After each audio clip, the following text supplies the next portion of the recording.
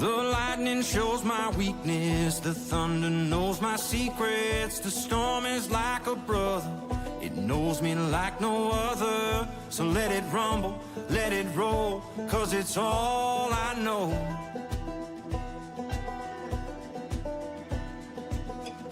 You can keep your calm and easy, but that peaceful life ain't for me. The harshest gales call out from the tree, like it can sense the reckless in me. And when the clouds roll in, it's like I'm home again. Don't need your safe and sound, let the rain come down. Let the rain come down. Let the rain come down.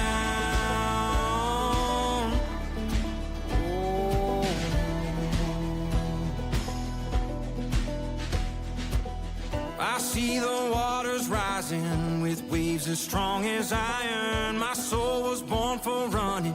The darkness is my compass, and I will follow where it goes, 'cause it's all I know.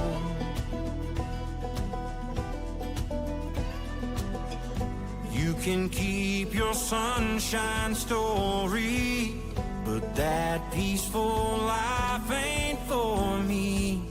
The harshest gales call out from the trees, like it can sense the reckless in me. And when the clouds roll in, it's like I'm home again. Don't need your safe and sound, let the rain come down. Let the rain come down. Let the rain come down.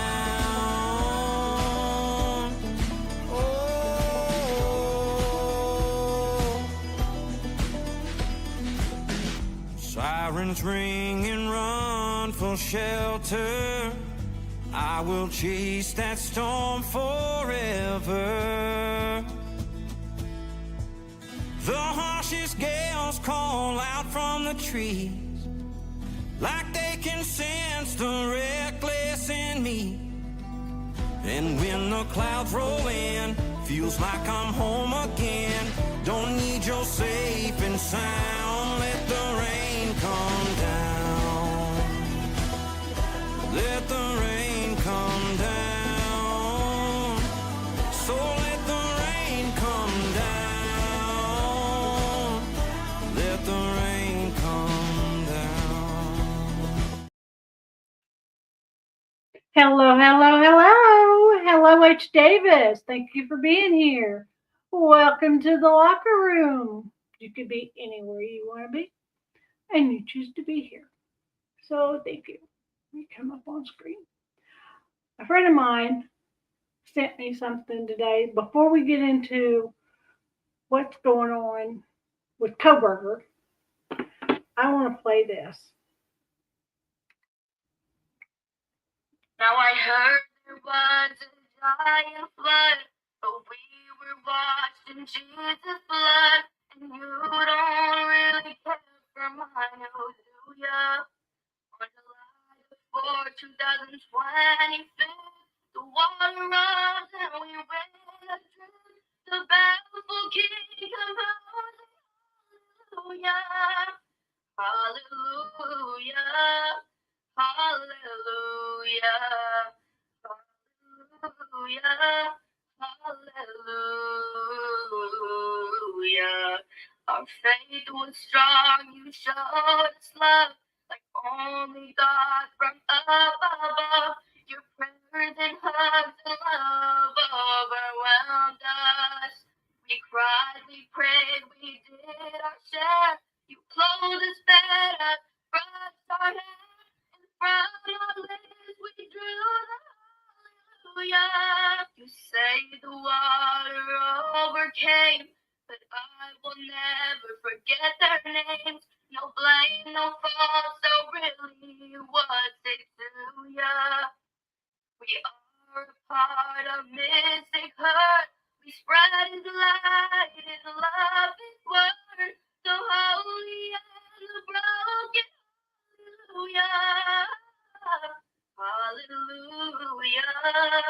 hallelujah, hallelujah, hallelujah.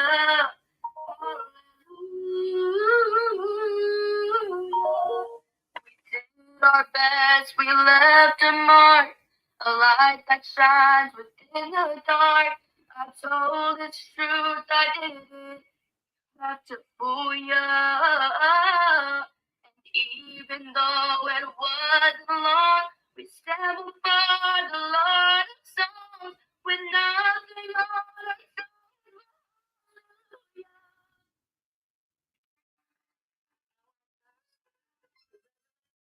That made me cry the first time I heard it. About made me want to cry now. That was from one of the girls that survived the flood in Texas. And she used her voice. She used her voice. And I just thought it was absolutely beautiful, and I wanted to share it. Maybe somebody from my channel can share it out further, and her voice could get out there. It was actually on CBS News. So, yeah, it's beautiful. Okie doke. I should have turned my air conditioner on. I feel like Mom Crew. Okay, so, all right, first thing I want to do, what?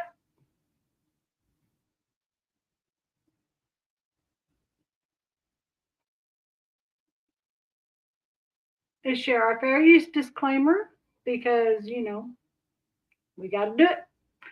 Gotta do it. Gotta do it. All right. And the next thing, let's get into this Brian Koberger thing, because it's like really important. Whoops. Okay. All the links to these are in the description. From the first, we're going to start with Jennifer Coffindaffer. And she says, why has the defense in the Idaho 4 case pushed so hard for the non-disclosure gag order, even now post-conviction? I touched on this years ago. It makes sense that the pros didn't want information leaked to protect witnesses. But the defense? Because the defense knows the evidence overwhelmingly portrays the atrocities Brian Koberger committed. The defense did not want the public outrage. They knew would cascade across the airways if released. Soon after sentencing, we will know so much more, but expect sealed and redacted information to stay sealed. Obviously, there will be leaks. For parents, I'm glad they will be able to see what they want to see. As for the public, this is going to be an enlightening and sad, combined with infuriating, as people seek to undermine the truth. Sentencing is July 23rd, but expect life sentences without parole. Will family speak and Koberger speak? Those are the only unknowns. So, and then she goes to talk about somebody else. Okay, so she's suggesting that the judge will unseal these papers, or the gag order. And, well, I already know the outcome. I'm sure everybody in the country knows the outcome already. But certain documents will remain sealed, but he will unseal them in groups in a timely manner. And then Evil CJ, I don't usually go on his channel very often, but he was on X, and I saw this, and it said, oops, No wonder the Gonzalez family Facebook page was removed for hate content. And then he goes in Idaho for Maddie Mogan, Ethan Chapman, and all this. And it has these 4 little posts here that it doesn't say the Gonzalez family put the posts there. The posts are just on their page. And this one says they should bang him 4 times, once for each kid in the most painful spots. Let him sit there for a few minutes, then let the families finish him off with 4 bangs to the head. Now that was on their page. It doesn't say it was from them. So I'm not going to lay blame, but it was that. Okay. Then this next one says, also on their page, says, yeah, we are effing any way you look at it. I'm Kaylee's aunt, and I'll probably be unalive by the time this bastage gets his. Our young family children will finish this by watching him be executed. That was her feelings, his aunt's feelings. Then this other one says, right between those bushy eyebrows. I don't know what was redacted there. And somebody else said, only wish. Okay, so I don't know who this was. I don't know what it was. But let's let Steve have the first shot. Somebody else put up here. So I don't believe that Steve Gonzalez or Mrs. Gonzalez would commit any of these kind of acts that people are suggesting be committed. It says, I actually believe he should be ambushed in his cell in the exact same manner that he ambushed these 3 young women and the young man. At least he'll suffer through the thought of what's to come with the Bang Bang Squad. Though praying for all the families. Okay, so this was before the guilty plea. And now their Facebook page is banned, according to the Brian Kohberger case. The defendant is officially arrived in Ada County. I hope they have a welcoming party for him. So, yeah. And that says it's from Christy Gonzalez, but I do not really think so. I think somebody might have cloned her. All right, so next, I guess I'm talking to myself. I don't know. But that's okay, because this is important information, and maybe somebody will get it.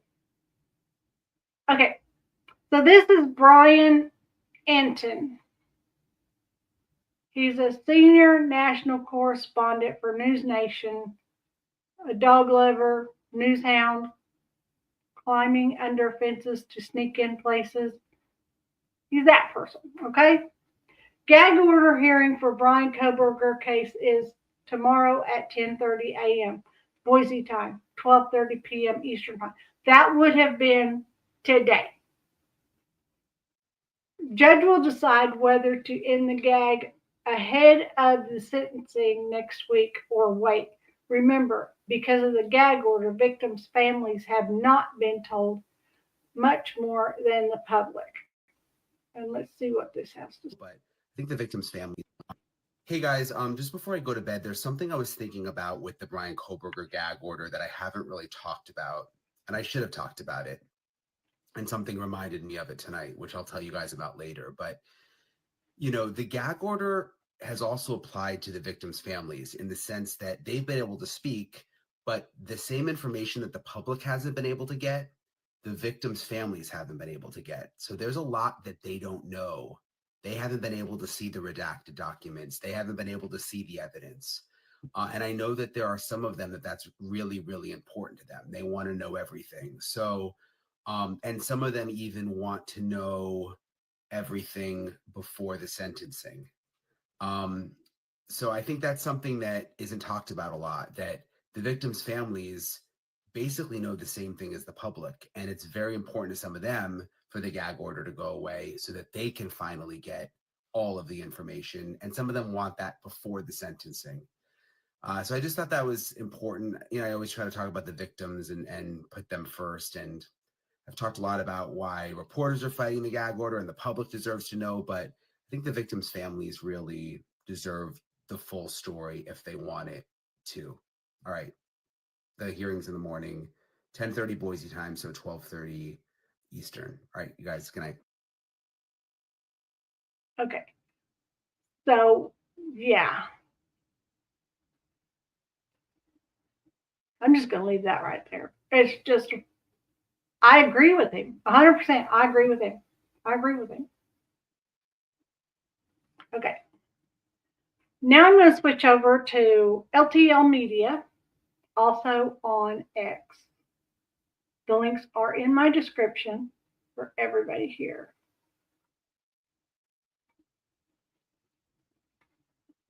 All right.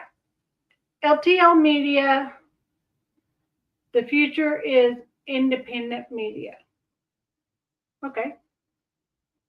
It's disturbing to think that Brian Kohberger and Ann Taylor have known the truth all along, that he was responsible for these unalivings. Yet, even days before his admission, her defense team was still pushing an alternate perpetrator theory. I give them a defense attorney.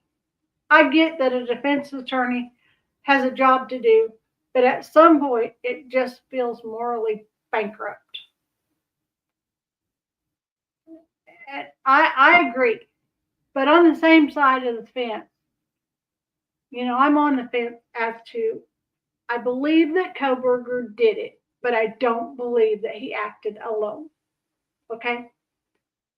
And I don't believe that he should be the only one to have to face judgment for it. The other people should be held equally as responsible as he is.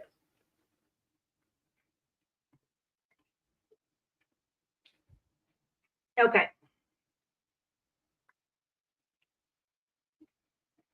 Now we're going to go over to Anjanette Levy on YouTube.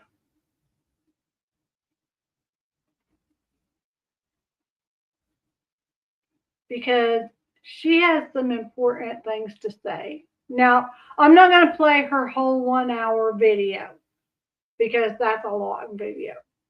But right here, this part of the video, I saw something that I felt was important. So let's listen. There they are, 4 beautiful young people. We are going to talk about the latest in the gag order fight, the fight to repeal or vacate the gag order. The Media Coalition, I'm going to take this down. The Media Coalition, which is an organization made up of several news outlets, including Law and Crime, that's where I work, are fighting to vacate that non-dissemination order, the gag order. And at the plea hearing on July 2nd, Bill Thompson asked that it remain in place. Well, now, guess what? Bill Thompson says, hey, he's filed something with the courts saying, guess what? Okay, media, like the media might be right. The media might be right on this one. Maybe we don't need this anymore. So Bill Thompson wrote, comes now the state of Idaho, by and through the Latah County prosecuting attorney, responding. He says the defendant pleaded guilty on July 2nd to all of the charges in this case. At the change of plea hearing, the court asked the parties for their position on whether the non-dissemination order in this case should be maintained. The state requested and the court granted the request. for the order to remain in effect through sentencing, which I've seen that happen before in other cases where they keep it in place through sentencing. Maybe they're just concerned that something could happen to mess up the sentencing despite the guilty plea. So I'm not really sure what he was wondering. He says, upon further reflection, the state withdraws its request. Now that the defendant has pleaded guilty as charged to all 5 counts of the indictment, his right to a fair trial on the issue of guilt is no longer at issue. He says he did it. Nevertheless, out of respect for the integrity of the judicial process and the privacy of the victims and their families as they consider their rights to provide victim impact statements at sentencing, the prosecution team does not intend to make any public statements about this case until after sentencing has concluded. So he's not talking until after sentencing, which that's not unusual, especially in a case like this. But he's saying, on second thought, yeah, why does this thing have to stay in place? So he's kind of like, okay, media, you got a point there, but I'm not talking until this thing is over. Now, guess what? Guess who's opposed to it? Does anybody want to guess who's opposed to it? Opposed to lifting the non-dissemination order? Who do you think is opposed to lifting the non-dissemination order? The defense. Defense. I'm going to wait. Maybe I should have put a poll up and asked you.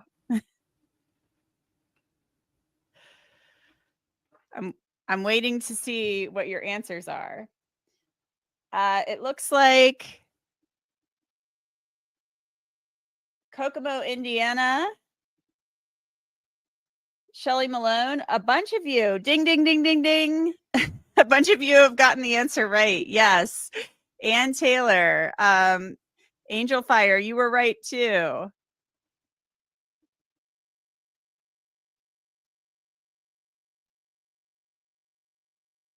Okay. Ann Taylor says, no, Your Honor, keep the non-dissemination order in place. And we're going to go through why she says that. Ann Taylor wants the non-dissemination order to stay in place. She says at least through sentencing. She's not saying through sentencing. She's saying at least through sentencing. So she wants this thing in place through at least sentencing or maybe beyond it. Like forever. So we are going to go through and look at that. I'm going to pull this up. I'm also keeping my eye out for my esteemed guest who will be joining me. I love her and I'm excited that she's coming on. Also, guys, at the end, we're going to touch on the Menendez brothers a little bit. We're going to touch on that just briefly because that's a case I've been following for a while now and I'd like to talk about it, but we'll just touch on it briefly toward the end. So let's pull up and go through this brand new hot off the presses document about why Ann Taylor says the non-dissemination order should stay in place until at least through sentencing. So maybe even longer than that. The non-dissemination order, and we're talking about unsealing records. We are talking about records. We are talking about like the ability of the parties to make statements and comments. Yikes is all I can say. Also, think about body cam videos that could be brought out if this is opened. Okay. So, also, guys, we're going to talk, as I mentioned, about some new details out of the book. If you're just joining us, new details out of the book, the Idaho 4, new details out of the documentary, the docuseries on Amazon Prime. And if you're just joining, thank thank you so much for coming in. If you're watching on replay, thank you so much for watching on replay. Let me know where you're watching from. I appreciate everybody watching. And make sure you hit that thumbs up button. It really helps the video. So hit the thumbs up and give me a subscribe, please. I appreciate it. So let's go through. A lot of you took issue too with some things that Vicki Ward said in my interview with her on Crime Fix. We'll go through some of that too. But let's look at why Ann Taylor says this gag order should remain in place until at least through sentencing. I was like, I just, and part of me from her perspective, in all fairness to Ann Taylor, as I was reading this document, I said to myself, okay, I see her point. I see where Ann Taylor is coming from. She's a defense attorney. I see where she's coming from. But Anjanette Levy, as far as I go, as far as I'm concerned, I'm always on the side of let's see the records. You know, I'm not talking about autopsy photos and stuff like that. I'm talking about the records. That's what I want to see. And people being able to speak about things. The facts, the truth, the whole truth, nothing but the truth. So let's look at what Ann Taylor had to say.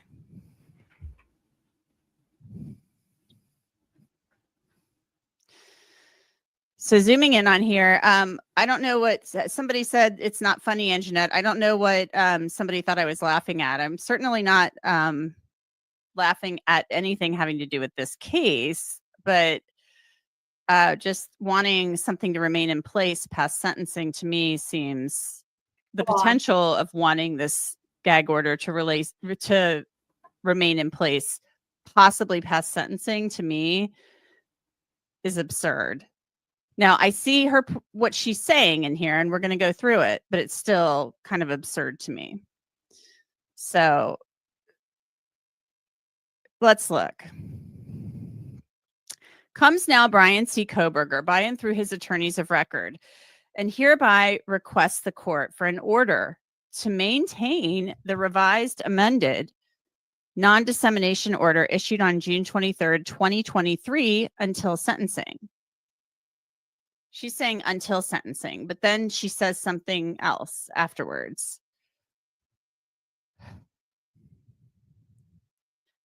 And it's a revised, amended non-dissemination order because the media coalition in 2023, I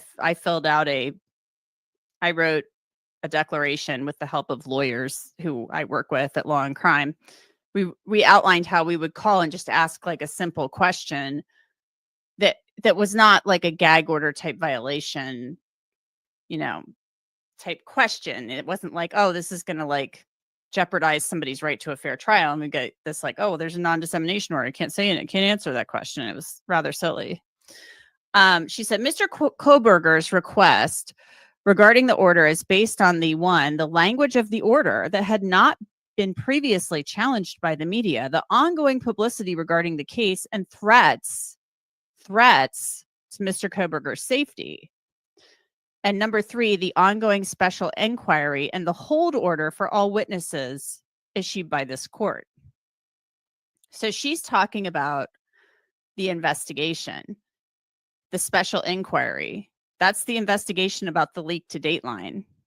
That's still ongoing. That is not going away because of the plea deal. They are totally keeping that going. Hippler's not dropping it, and Ann Taylor's certainly not dropping it.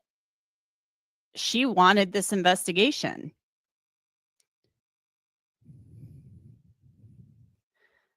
So number 1, the language of the revised amended non-dissemination order issued on June 23rd, 2023 specifically ran through sentencing. In response to significant litigation and an Idaho Supreme Court ruling on this issue in this case, The court issued a revised, amended non-dissemination order on June 23rd, 2023. By its terms, the order was to remain in full force and the effect until the conclusion of a trial and any sentencing proceedings that may follow unless ordered by this court. After this order was revised, the interested parties, hereinafter the media, raised no further objections to the revised order. The revised order recognized that Mr. Koberger's rights extend beyond the question of guilt or innocence to his right to a fair sentencing proceeding. So she's saying just because he's pleaded guilty and has said, yes, I committed these murders, she's still saying we need a fair sentencing hearing.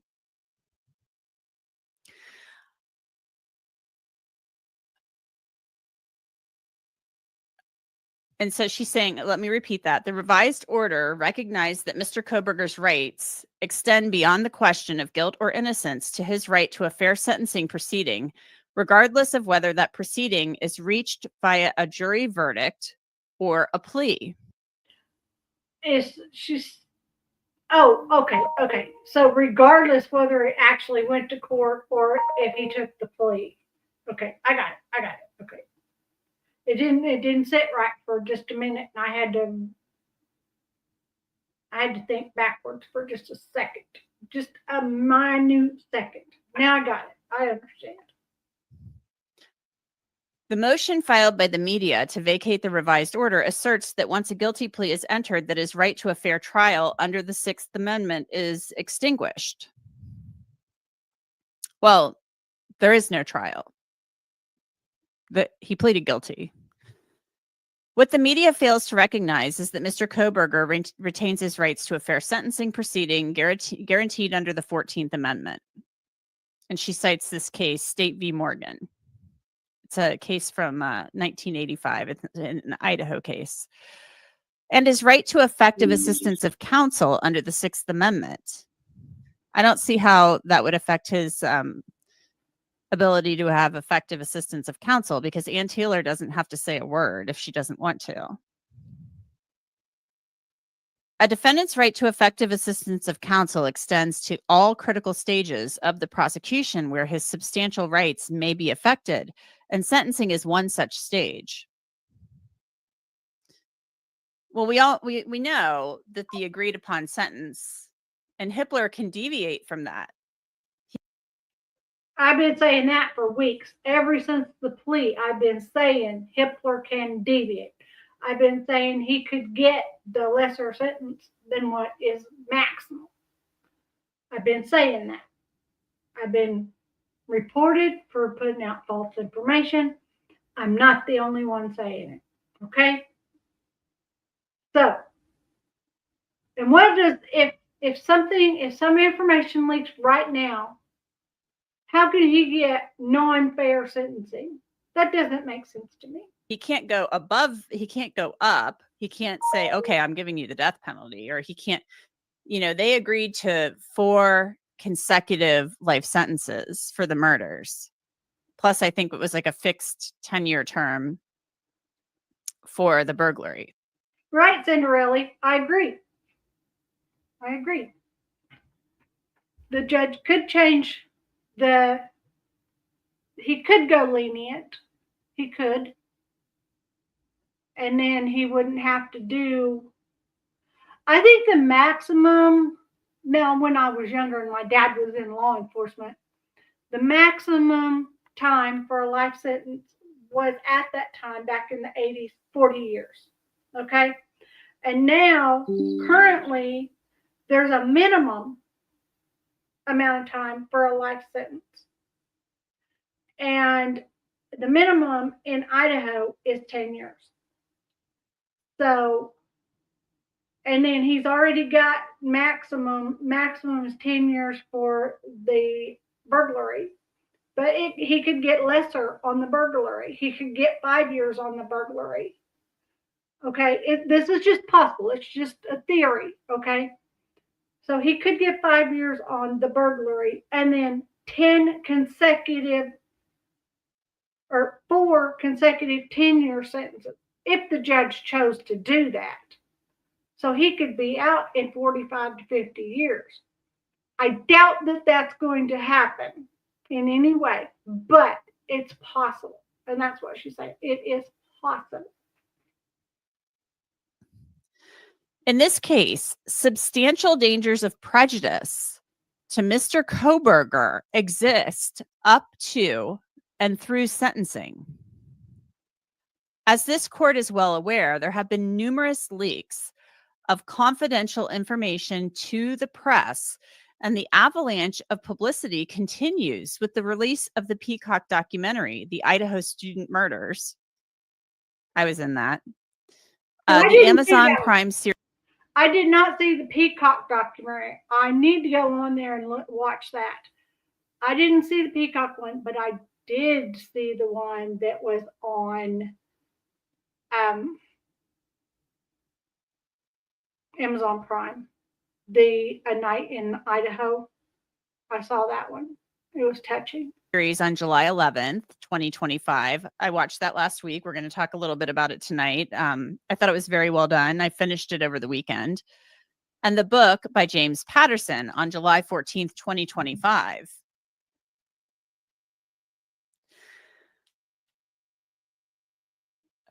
Lifting the revised order now, this close to the sentencing, would only increase the media frenzy and publicity around this case. Of course it will. Now, obviously, we know. But the media is going to say something. You haven't seen any of them? Okay, the one that I know of that was on Amazon Prime, it's basically interviews with all the family members and such like that, and different reporters and things like that. So it's a very good, very well put together documentary. A docu-series, I should say, because it was like 4 episodes. And I watched them in one sitting. I just back. Okay.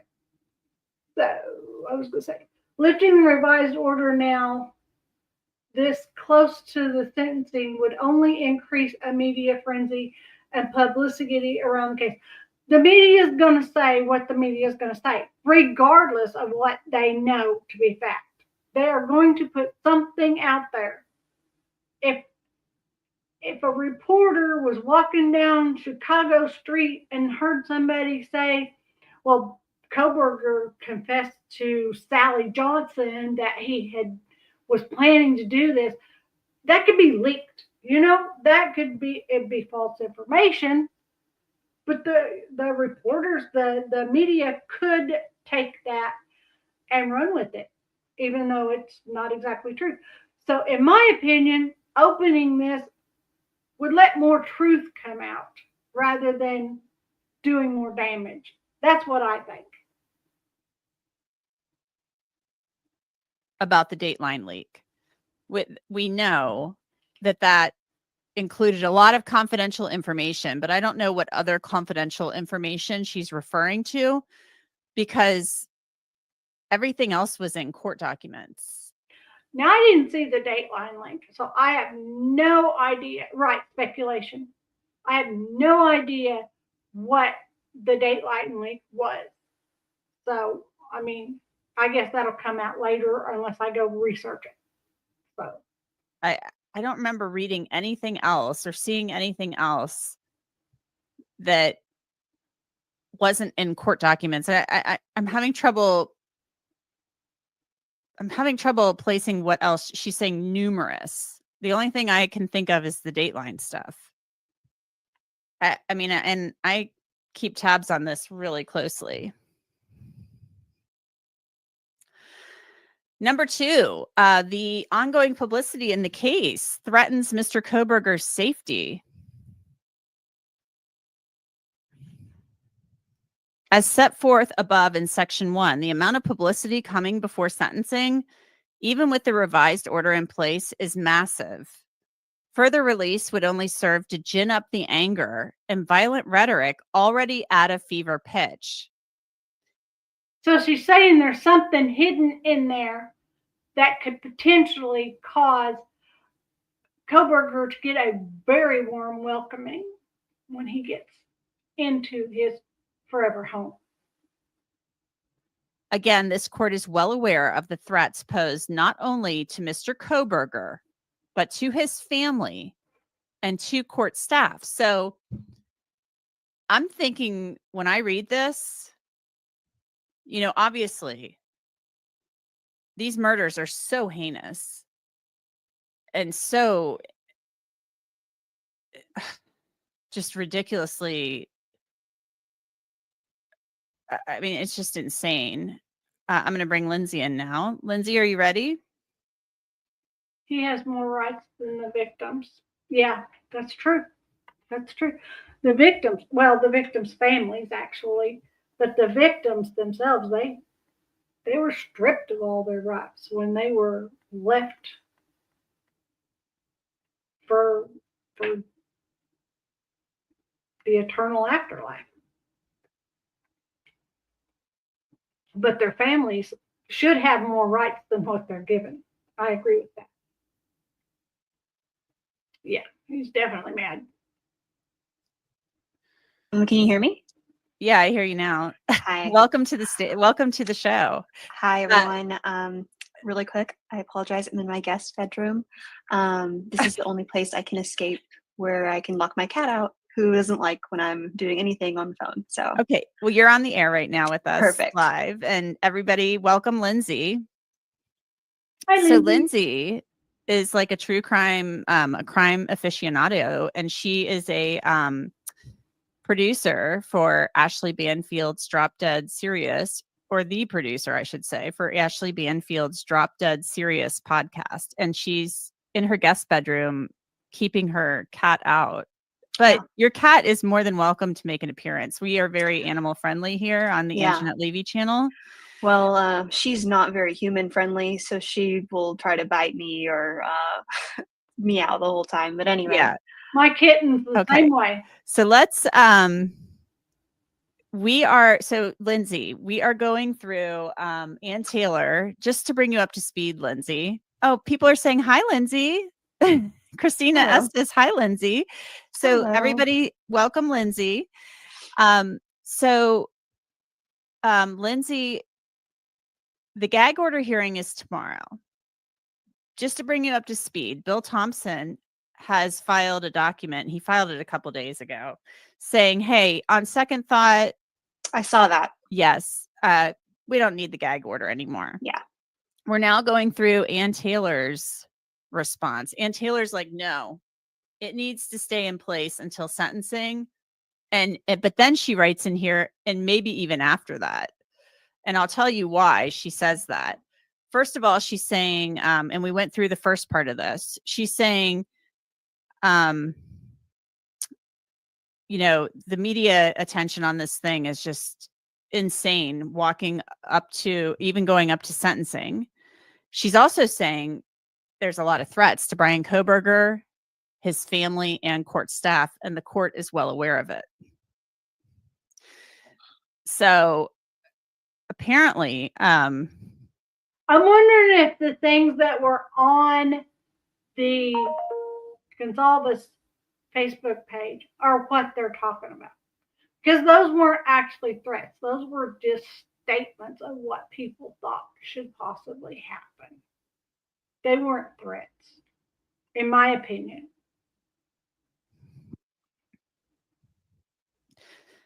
These murders were so heinous, of course.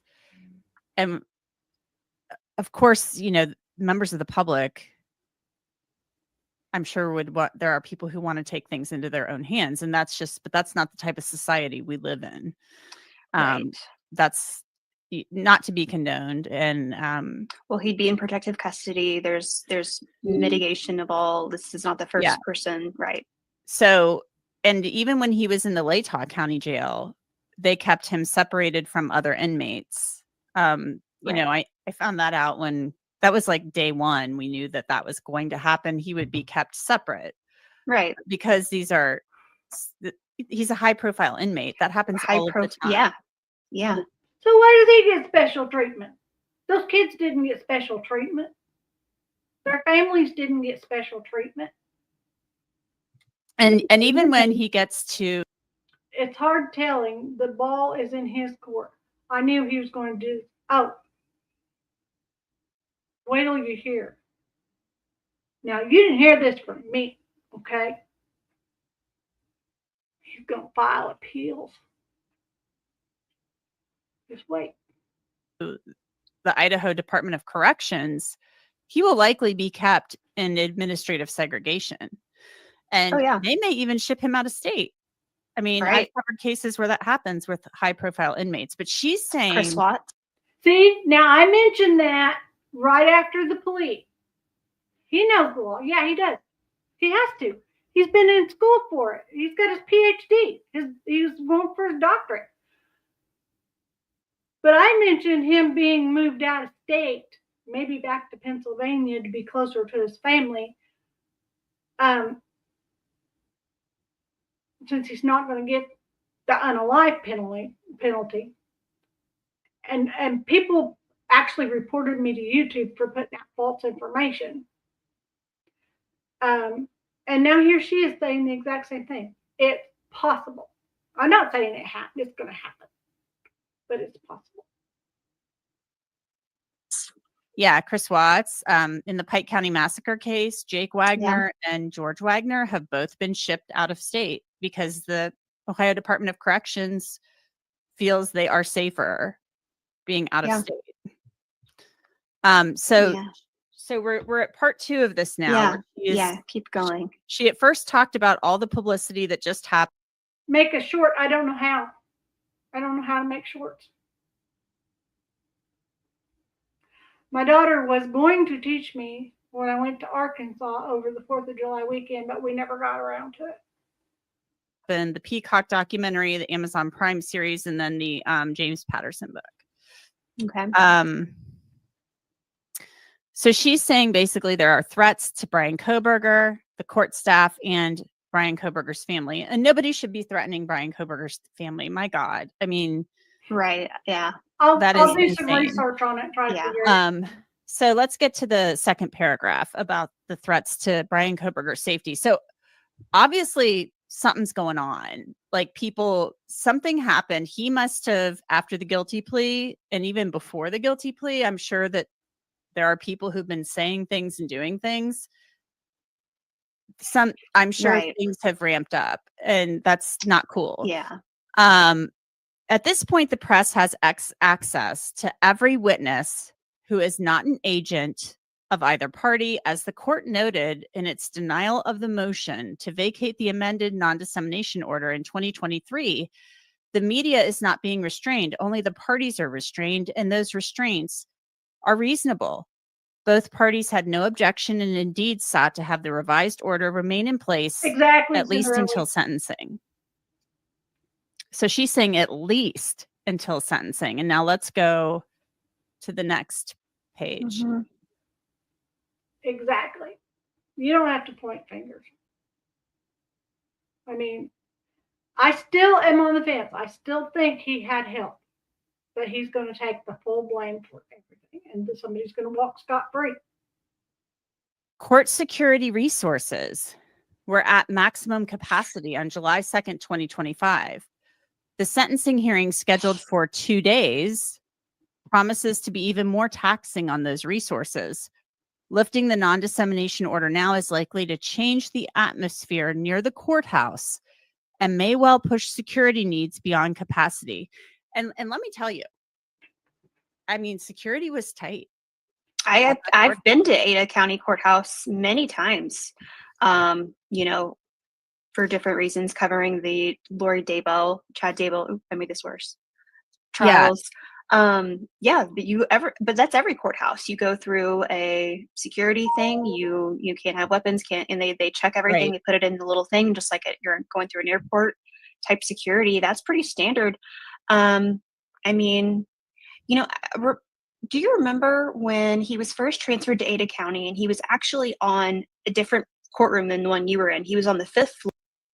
I do think his father knew.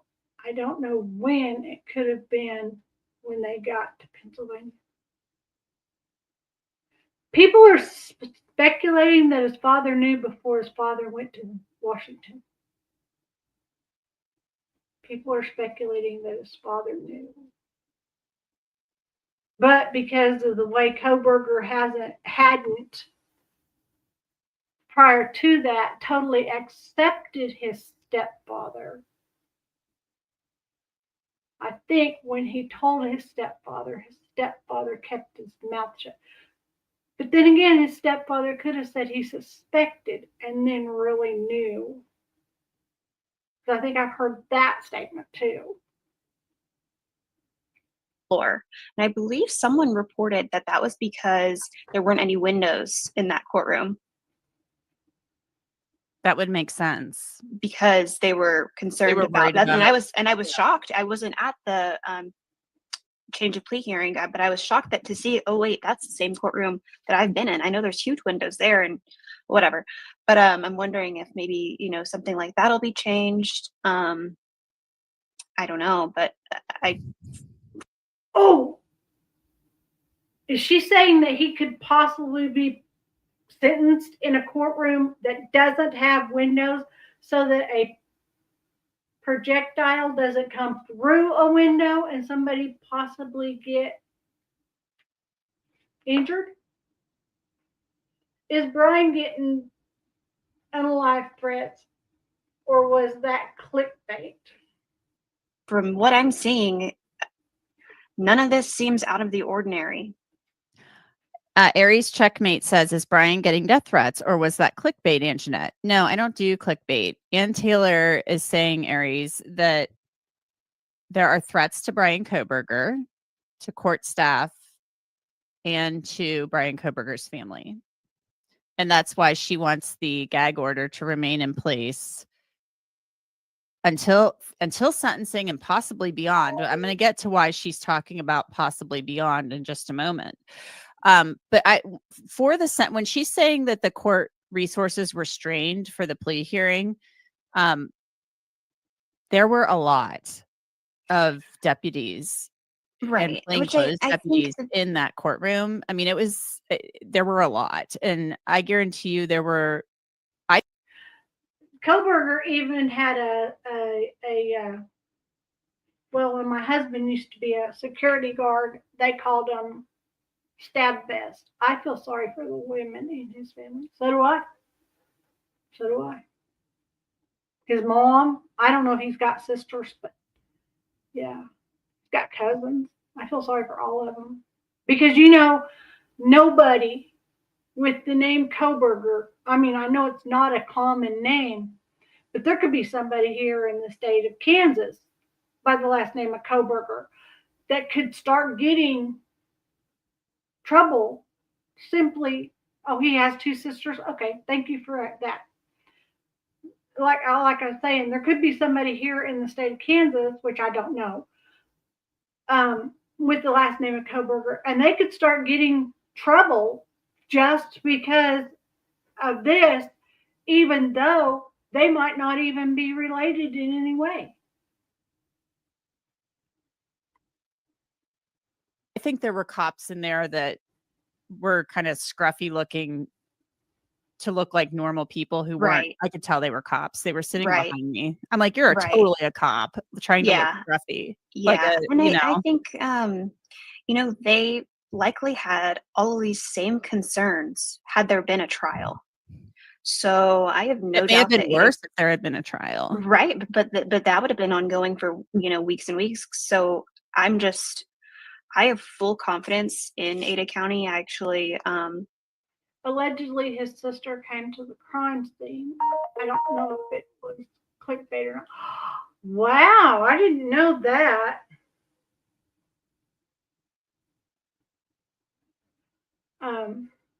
Yeah, I didn't know that. I'm gonna have to look into that. That's something to think about. Because I've been there so much, and they run a really tight ship there. They don't mess around, and so I have no doubt that this wouldn't be the case here. It seems a little bit, just my opinion only, exaggerative. I mean, this is a motion. She's going to put what she has to put.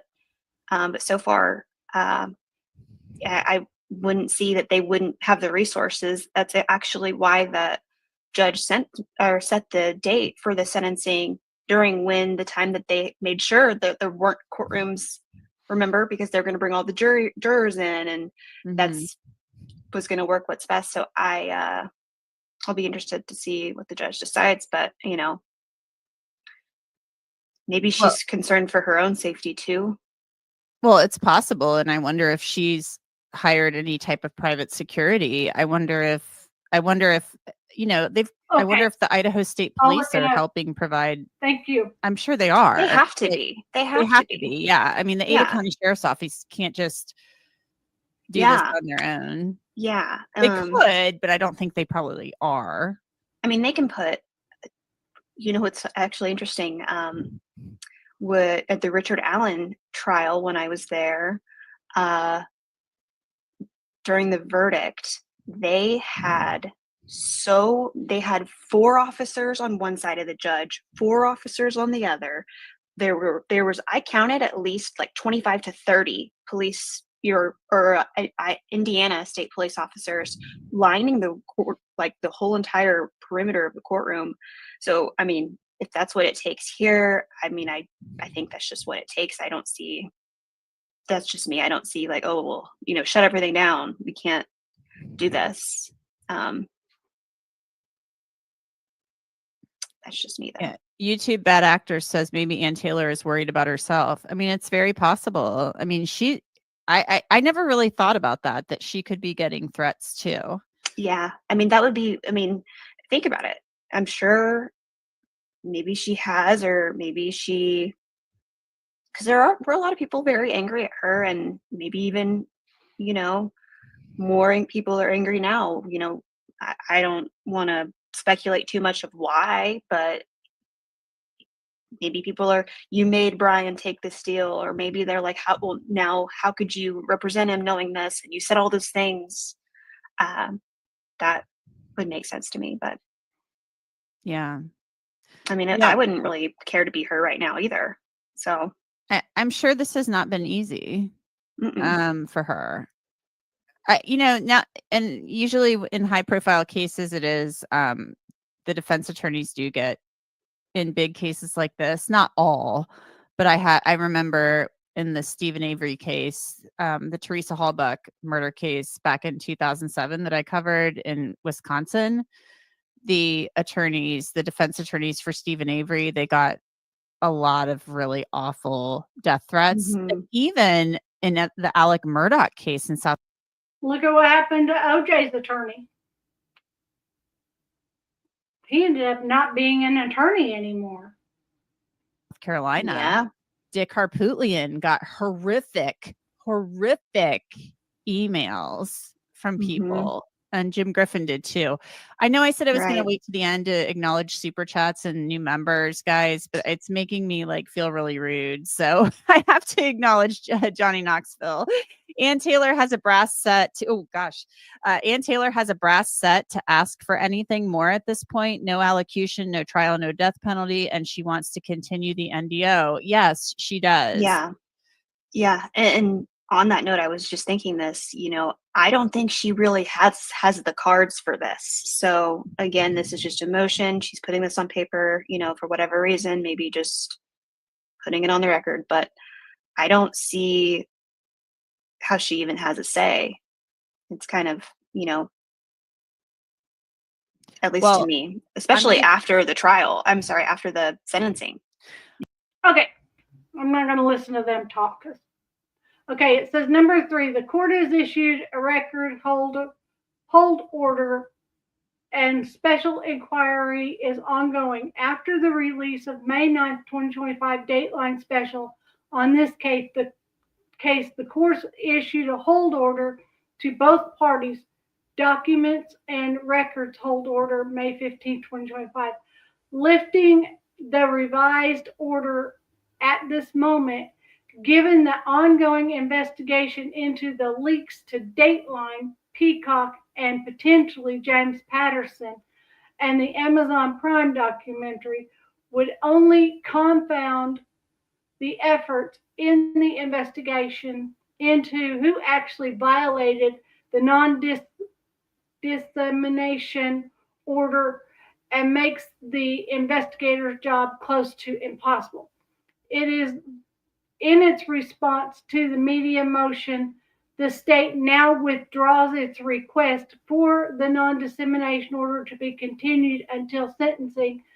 The state cites further reflection and continues that out of respect for the integrity of the judicial process and the privacy of the victims and their families as they consider their right to provide victim impact statements and sentencing, the prosecution team does not intend to make any public statements about this case until after sentencing has concluded. State response to media motion filed July 14th, emphasis added, the state's promise rings hollow given the previous leaks from sources close to law enforcement. Okay. So, with that being said, we know that Ann Taylor doesn't want it lifted. But just this morning on the interview room, Chris played it as it was happening. We watched it live. So let's see what's going to say.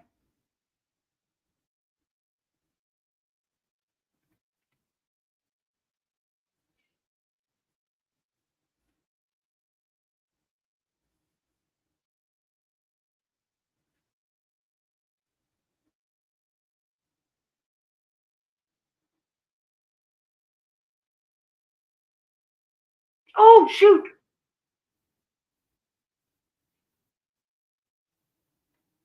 Of the Sorry. media petitioners, we have This is Wilson, Koberger Mr. right here. Pedersen. It says Ada County Jail. Today's hearing is to discuss the media's request to terminate the non-dissemination order. The state filed a response indicating it was no longer objecting to that, and the defense did file an objection indicating that they do have a continued objection to lifting the non-dissemination order. I've read the briefs that have been provided by the parties, and I'm going to attempt to shortcut things here a little bit by asking whether the defense, who is the objecting party, has anything additional to add beyond what it had in its briefing. In other words, he doesn't want to sit there and read everything that was just read to us, the two different documents. Or I don't know that I need to hear from, frankly, the petitioner. I think the briefing was adequate. So let me just start with Ms. Taylor to see if there's anything else she wants to add. Your Honor, there is not, but if there's further argument, Ms. Barlow will be making that argument on behalf of the defense. All right. And to be fair, Ms. Wilson, was there anything you felt was important to add that was not contained within your briefing?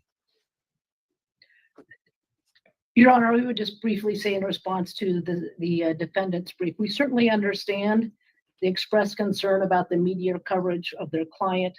We don't think continuing the non-dissemination order helps that at all. It simply continues to limit the ability of the members of the press to reach out to the people who know the most about the case. It doesn't obligate them to say anything. We also understand that they expressed that there was a due process right related to the sentencing. I read the case that they submitted. In other words, she's saying that if it's lifted, just because it's lifted and the press can come and ask questions, doesn't mean anybody has to give answers until after sentencing. You can ask the questions. Okay, be safe. You can ask the questions, but it doesn't mean you're going to get your answers until after sentencing. I think that there is obviously a due process right at sentencing, but I don't think that case is really it doesn't provide any guidance to the court here, because that was about information provided to the court, and given the very limited scope, and we understand it's very important, but given the very limited scope of what's to be decided at the sentencing, we don't think the arguments that Mr. Koberger made should outweigh at this stage the First Amendment rights of our clients. Thank you, Your Honor. Thank you. All right, in light of that response by the media outlets or interested outlets, Ms. Barlow, do you want to add anything? I would only say, Your Honor, as this court is well aware, the publicity in this case is so extensive and emotions are already so high that adding fuel to the fire of media interviews or a rush to interview people as they leave the courthouse or enter the courthouse would only increase the concerns that the defense has. And even though the plea has a specific sentence attached to it, as this court is well aware, things happen in plea hearings and, sentencing hearings. And to minimize the possibility of that, we request that this order stay in place. All right, thank you. Who cares All what he right, thinks? as the Okay, so in other words, she's saying that something could happen to Koberger on his way in between the Ada County Jail and sentencing, or something could happen to his attorney, or something could happen to any member of the court on their way to this happening. They could get bombarded and trampled and by reporters or what have you if this is open. Okay, it could happen even if it's not open. I mean, serial. If somebody outside in the real world wanted to do something to Koberger in between going to jail, going to sentencing, going to the corrections facility, wherever he goes to, they would do it regardless whether there's a gag order or not. They would do it if somebody was so inclined. I'm not going to say that anybody is, but if somebody was, let's go hypothetical.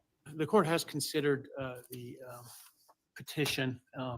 Frankly, the court was prepared at the time the plea was entered to lift the non-dissemination order. Okay, he just said that during the court case, when the plea was given, the judge was ready to lift the order. In order to give the parties time to evaluate that and to ensure I wasn't missing anything when both sides objected, I agreed to continue the non-dissemination order. I also indicated that I would have the potential to look at that again before sentencing because frankly, I anticipated the motion from somebody, in this case, the Ms. Olson and her clients, was likely to be coming.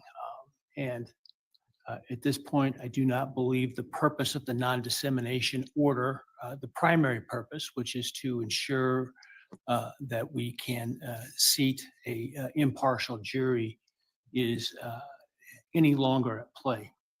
The concerns identified by the defendant, while certainly not to minimize those, they are concerns and they are significant concerns. I do not think, however, the non-dissemination order and the right of the public to information is outweighed. He's gone for it. Those rights, I should say. And frankly, I don't think that lifting the non-dissemination order will meaningfully impact those concerns. I mean, the media frenzy, as it has been described, will continue regardless. It is a little bit like a, water will find low ground. In this case, the media is going to write about something regardless about this case. See, that's what I was just saying. The media is going to say something regardless whether it's truth or consequences. They're going to say something. The lifting the non-dissemination order does not require the counsel or others who were previously bound by it to speak. And the state has indicated they don't intend to until after the sentencing. And certainly I would hope that the media interests would respect those positions and give people the space that they need and request. Watch Ann Taylor's face for and example, the defendant's Brian's. family and others coming and going at the sentencing. And he's in his new jail attire for prison. Did before, appropriate security measures in place to ensure that they, as well as the victims, are allowed to get in and out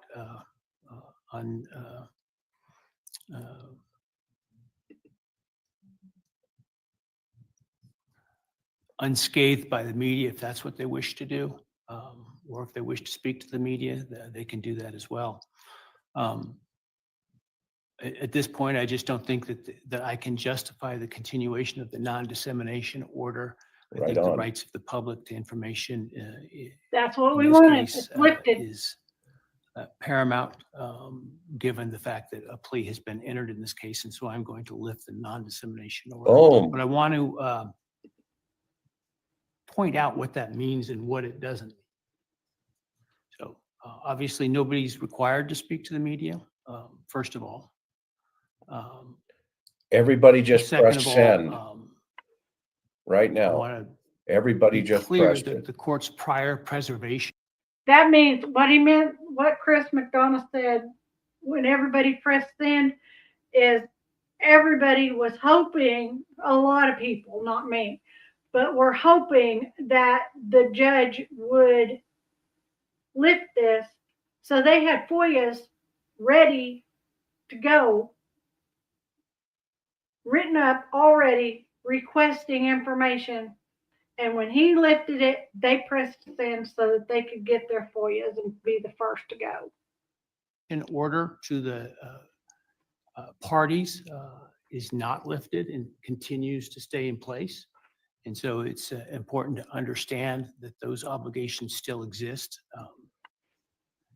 And then the other thing I want to point out is that by lifting the non-dissemination order, that does not convert sealed documents to unsealed documents. Documents previously sealed by the court are still sealed. Now, I see the media also filed a petition to be heard to unseal everything. I'm denying that outright, the request to intervene, because I think it's premature at this point. So the court will its intent is to, after sentencing, begin the process of reviewing all the sealed material in this case to determine what should be unsealed and what should not be unsealed. That process will include an opportunity for counsel to register any objections to unsealing documents, specific documents, and request to redact certain sealed documents before they are unsealed, or unseal them in a redacted form. I intend to do that in groupings of documents at a time.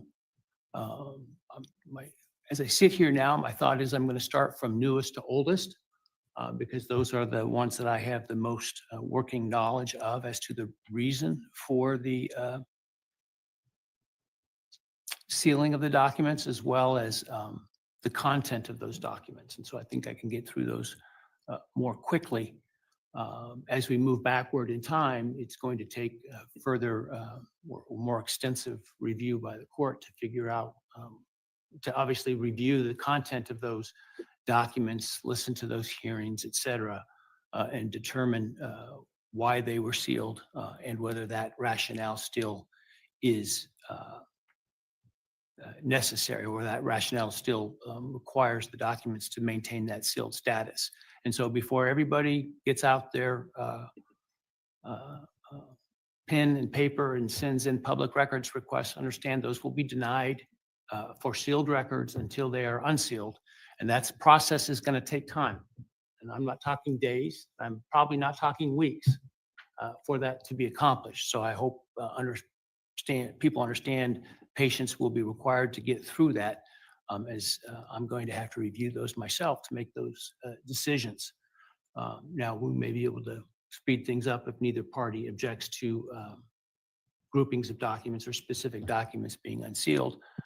But it's important to review those because those documents may include information that, pursuant to Rule 32, are not to be made public, including birth dates, social securities, information about minors and victims, and information that would be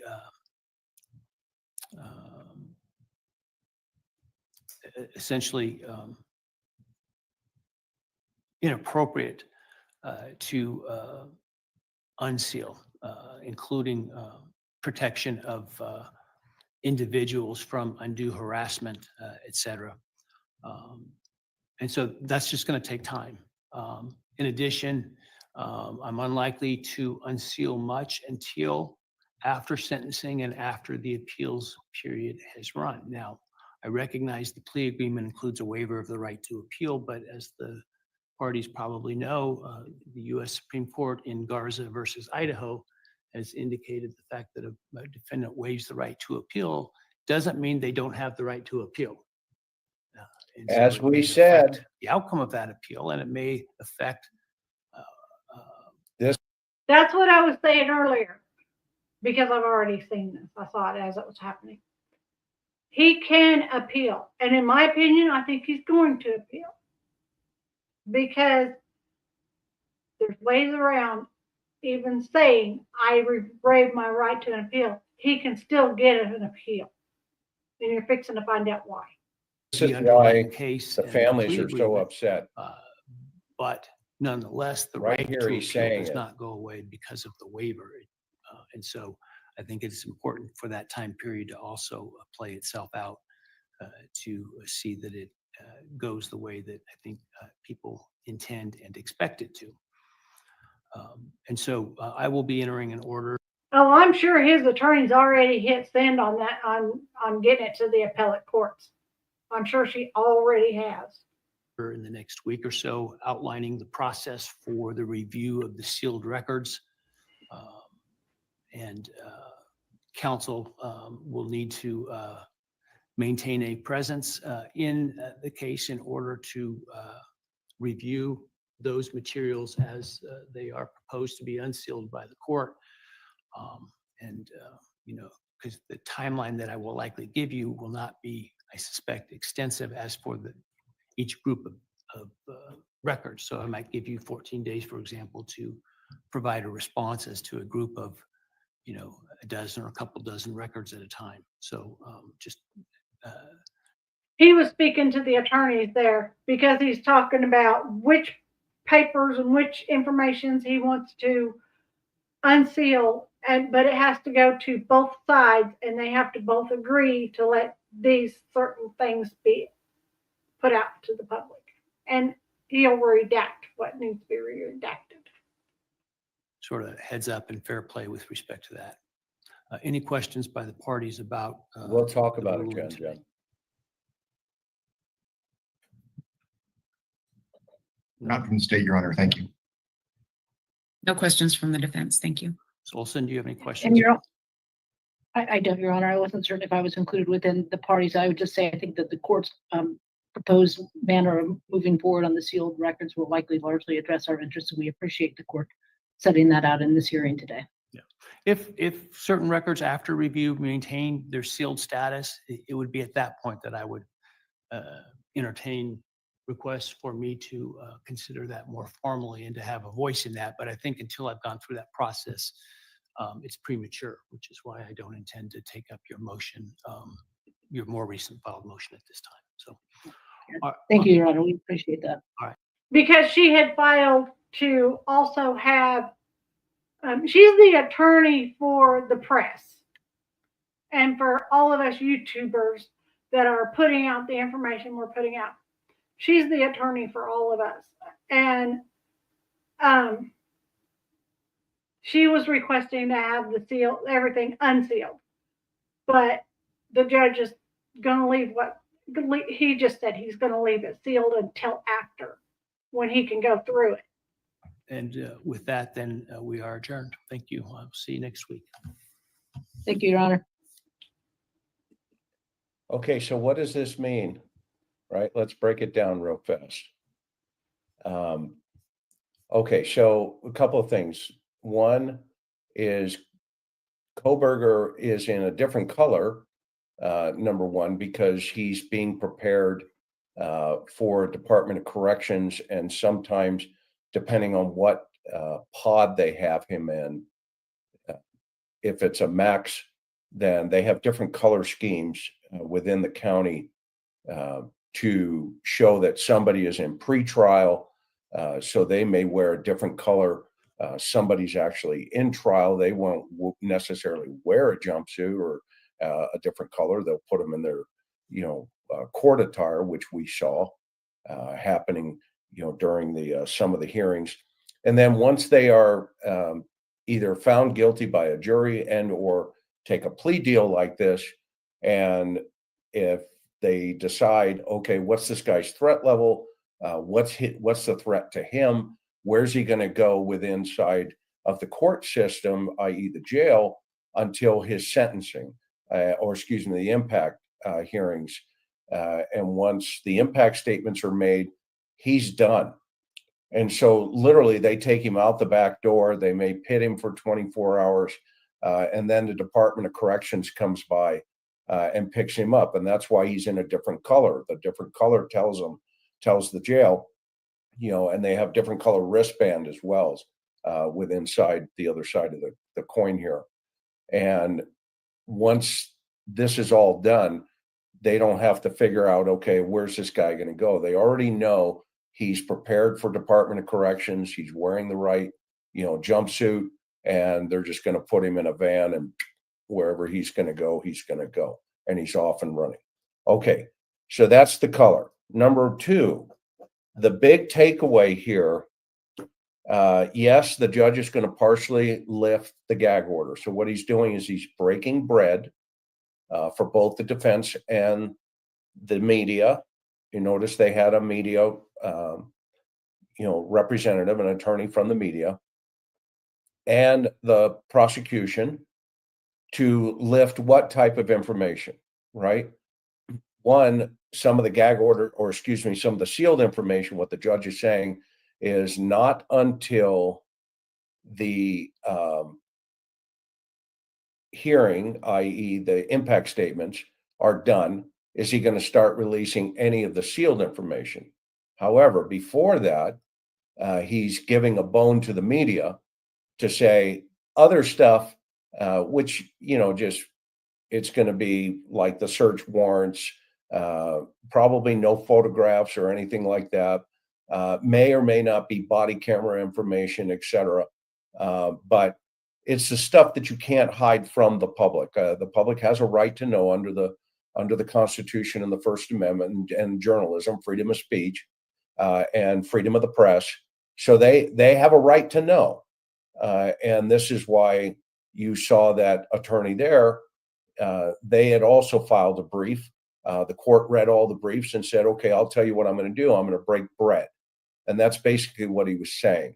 I'm going to give, the media something so that he answered up, and presented them an opportunity to say, okay, are you okay? But I'm not going to give you everything yet. Not yet, until this is all done. And then it's going to come out in increments. Now, that is going to be a controlled flow of information, which, man, I'm telling you, that's got its pluses and minuses. If you didn't watch the Idaho, A Night in Idaho, the new, Amazon Prime thing, you saw that they weren't prepared in any way, shape, or form. And my Karen, who's been a PIO, she's been a journalist for 35 years, she came out and said, these folks don't know what they're doing. And guess what? They didn't know what they're doing. And in that show, they admitted they didn't know what they're doing. Okay. So some of this information is going to be, right at us. We're going to get some, but I think what the judge is also worried about is how do we balance this release into the public? I am always concerned that the University of Idaho is controlling some of the flow of this information. That is not how you do it, because those kids that suffered through the social media backlash is a direct result, in my opinion, on the University of Idaho. So he's saying that the kids, I can't, Bethany and Dylan and the Hunter and the other little girl, they're saying that what they suffered from the media and the YouTubers, and that over this case is direct reflection from the university itself. So that's what he's saying. And he's saying that he doesn't think that's right. Communication. I mean, they had their doggone communication or their, whoever the dude was on the show. He's in every press conference. I'd never seen that in 42 years in this business, where you have a private entity standing behind and with law enforcement.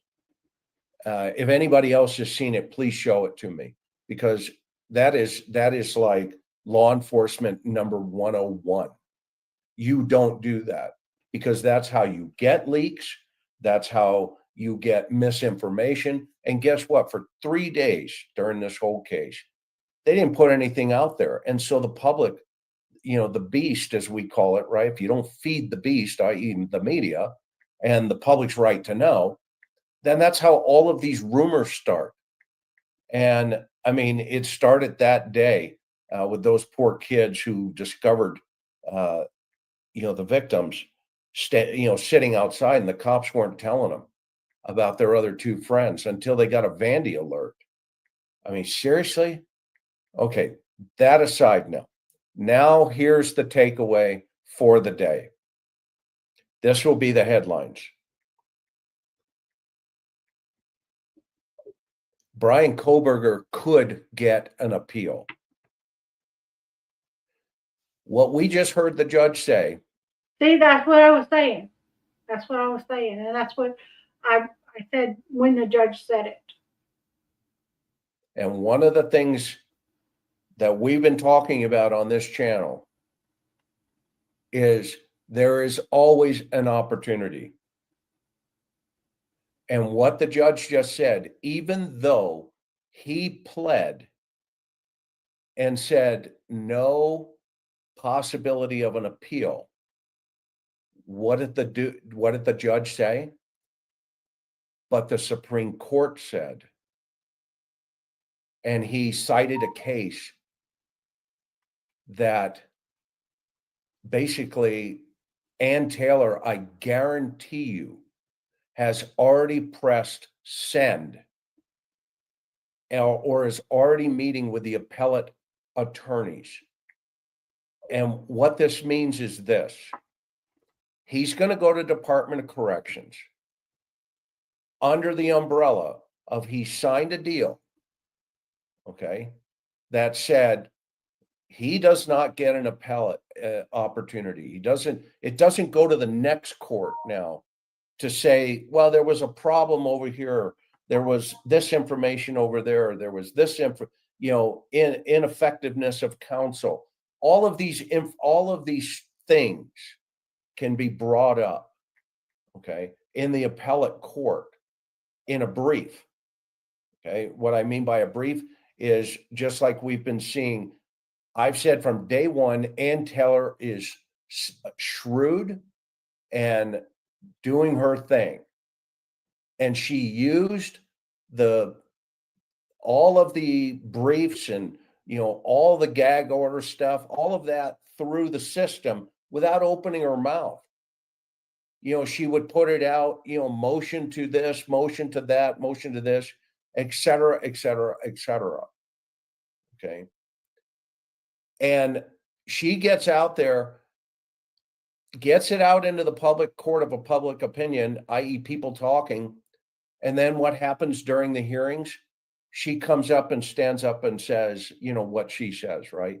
There's no way my guy did this. We 100% stand by him. And then what she does is she adds color and filler to those motions that she files over here that she knows is getting around the gag order. She did it again. So this is what this means. The judge just told the world, yes, I know, and you heard it, you saw it, the world, that he signed off on an appellate opportunity here. But then he qualified it. And this is why the family, Kaylee, and everybody, and quite frankly, Hi, Reality. Welcome in. Welcome in. Thank you for being here. What do you think about the judge partially lifting the gag order?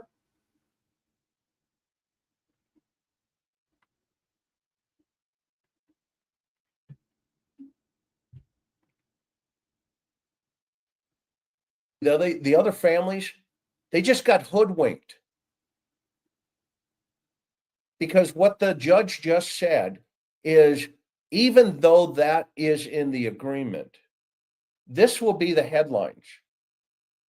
And I'm here to tell you, folks, you heard it first here on the interview room. I'm glad to hear it, but it'll be a while before we get to see it all.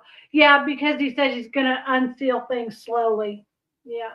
So that means that the media and the YouTube covering of this is going to go on and on and on, because every time he unseals documents, somebody in the media is going to get it, and then it's going to spread like wildfire, which is what's expected. Don't get me wrong, it's what's expected. From the day I started this one and to today, okay, this case isn't over. Brian Koberger may. I pray for that too, as Reality. She says, I pray BK tells why and who was his target. Yeah, I do too. I do too. Sit in prison 5, 10, 15 years. But guess what? He's going to appeal everything. Mark my words.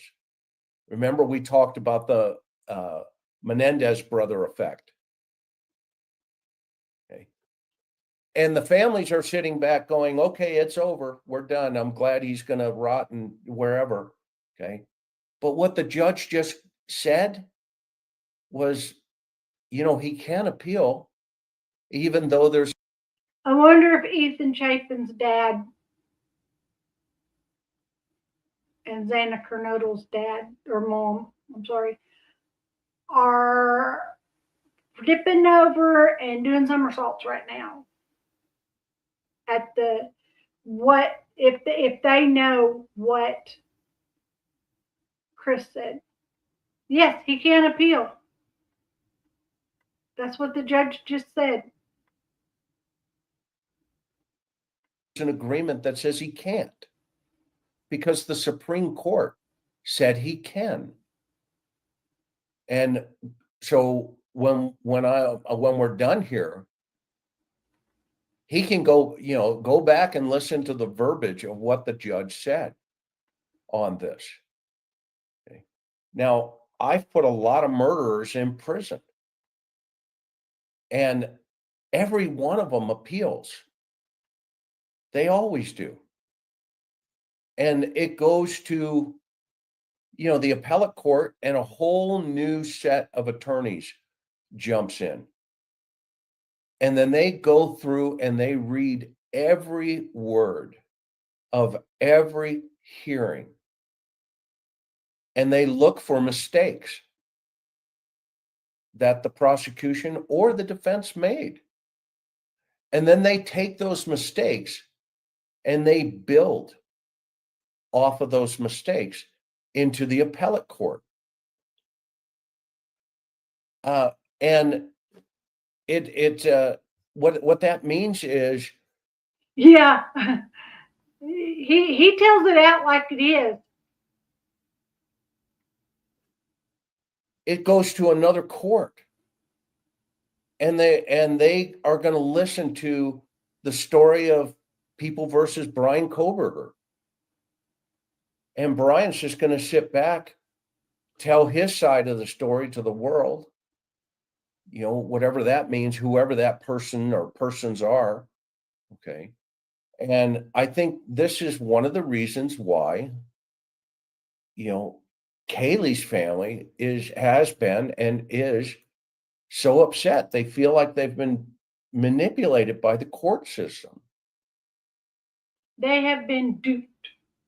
All 4 sets of parents have been duped. Like he said, hoodwinked.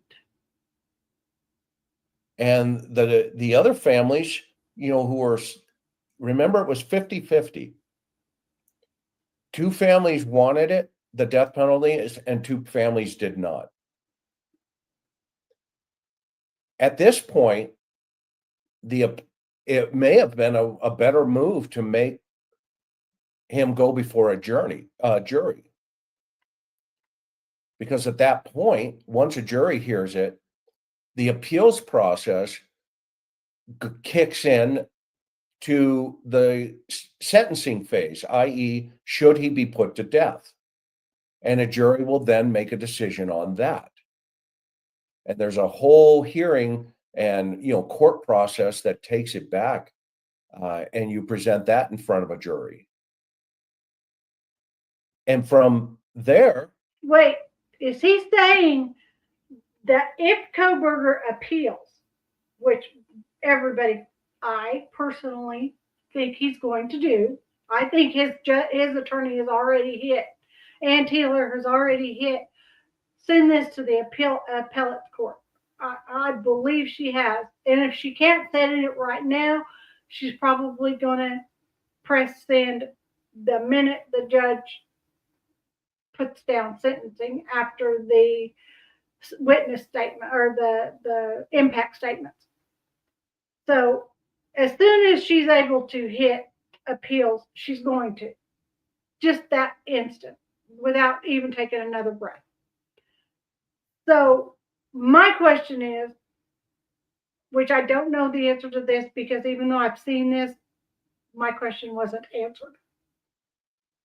If it goes to appeals and it goes all the way through the grand jury or whatever, and the case is actually tried later because of the appeals court, could he possibly still end up with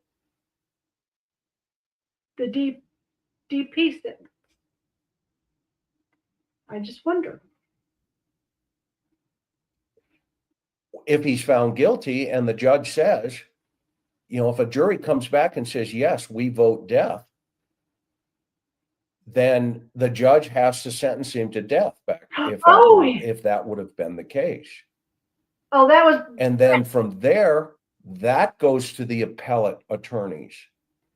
Right. I figured it would happen.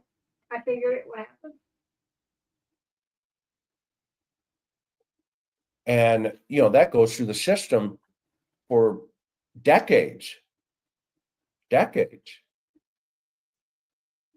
And they pick apart. Well, wait a minute, the jury should not have sentenced him to death. Okay. Well, that's what the judge just said here. The judge just said to the world,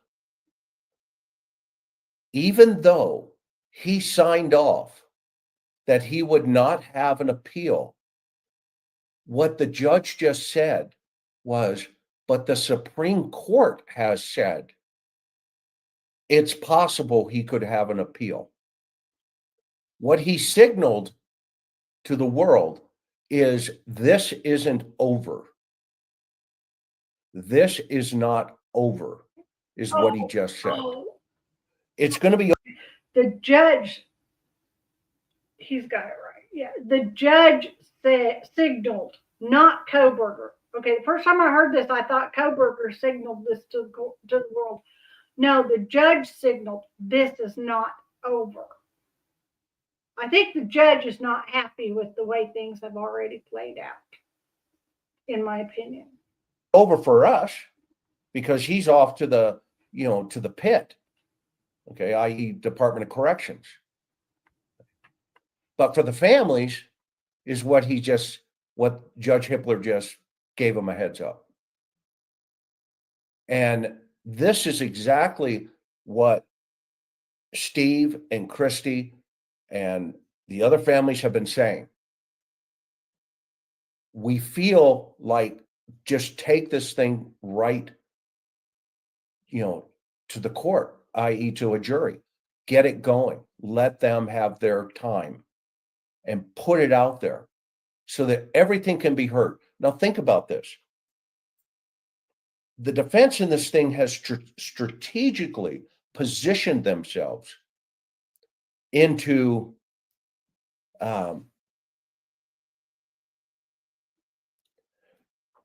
here's the way I look at the defense in this thing, which they're doing their job, by the way. I can't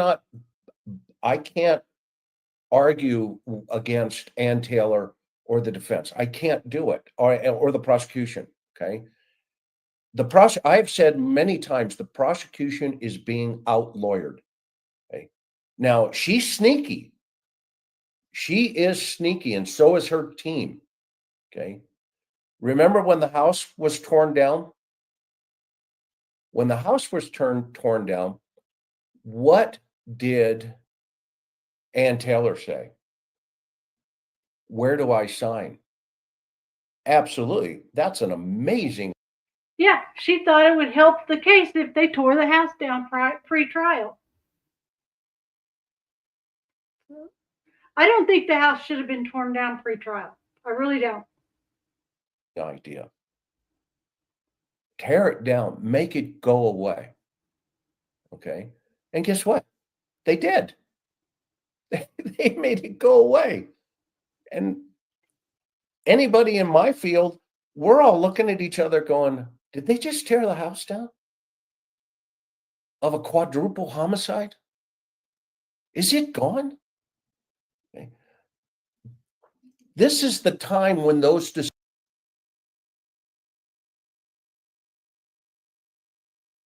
Our greatest, you never done it until after this was all said and done. Right. Right.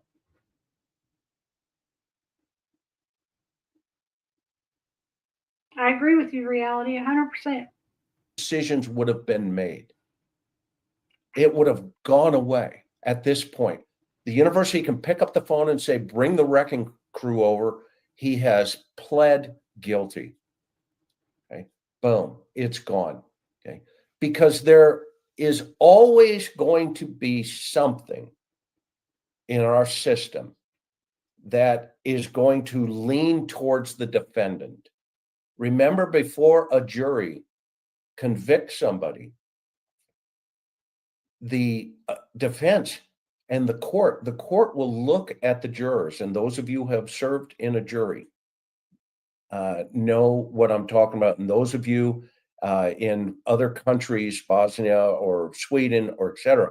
In the United States, Lady Justice has two scales, a blindfold, and a sword. And each one of those stands for a significant part of our system. Balance, for justice, blindfold, the court, Lady Justice doesn't care who you are. And then the sword is like swift, get to it. Okay. In the Sixth Amendment, okay, just make it happen. Speedy trial. So the judge knows all of this. Ann Taylor knows all of this. She has positioned herself or positioned her client for the appellate process now. For the appellate process. That's what she's done. Yeah, she was, when they took the plea deal, she was setting him up for appeals. After sentencing, she was setting him up for appeals. Now, whether or not he gets an appeal, it will be argued. Is he entitled to an appeal now?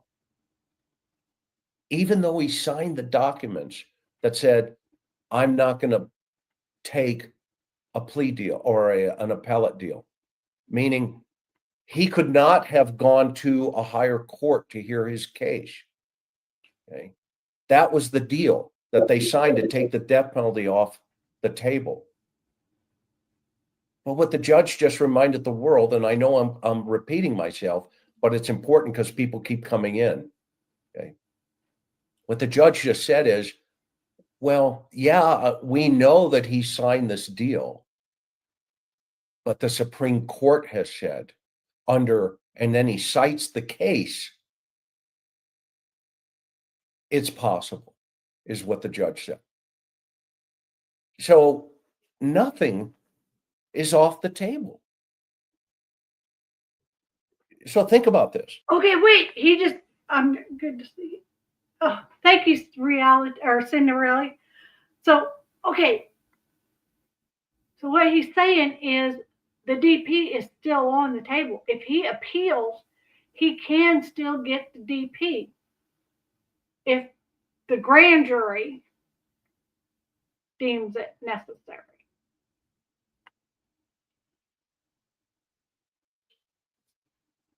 Okay. Here's the impact statements. The families put their hearts and their souls into it.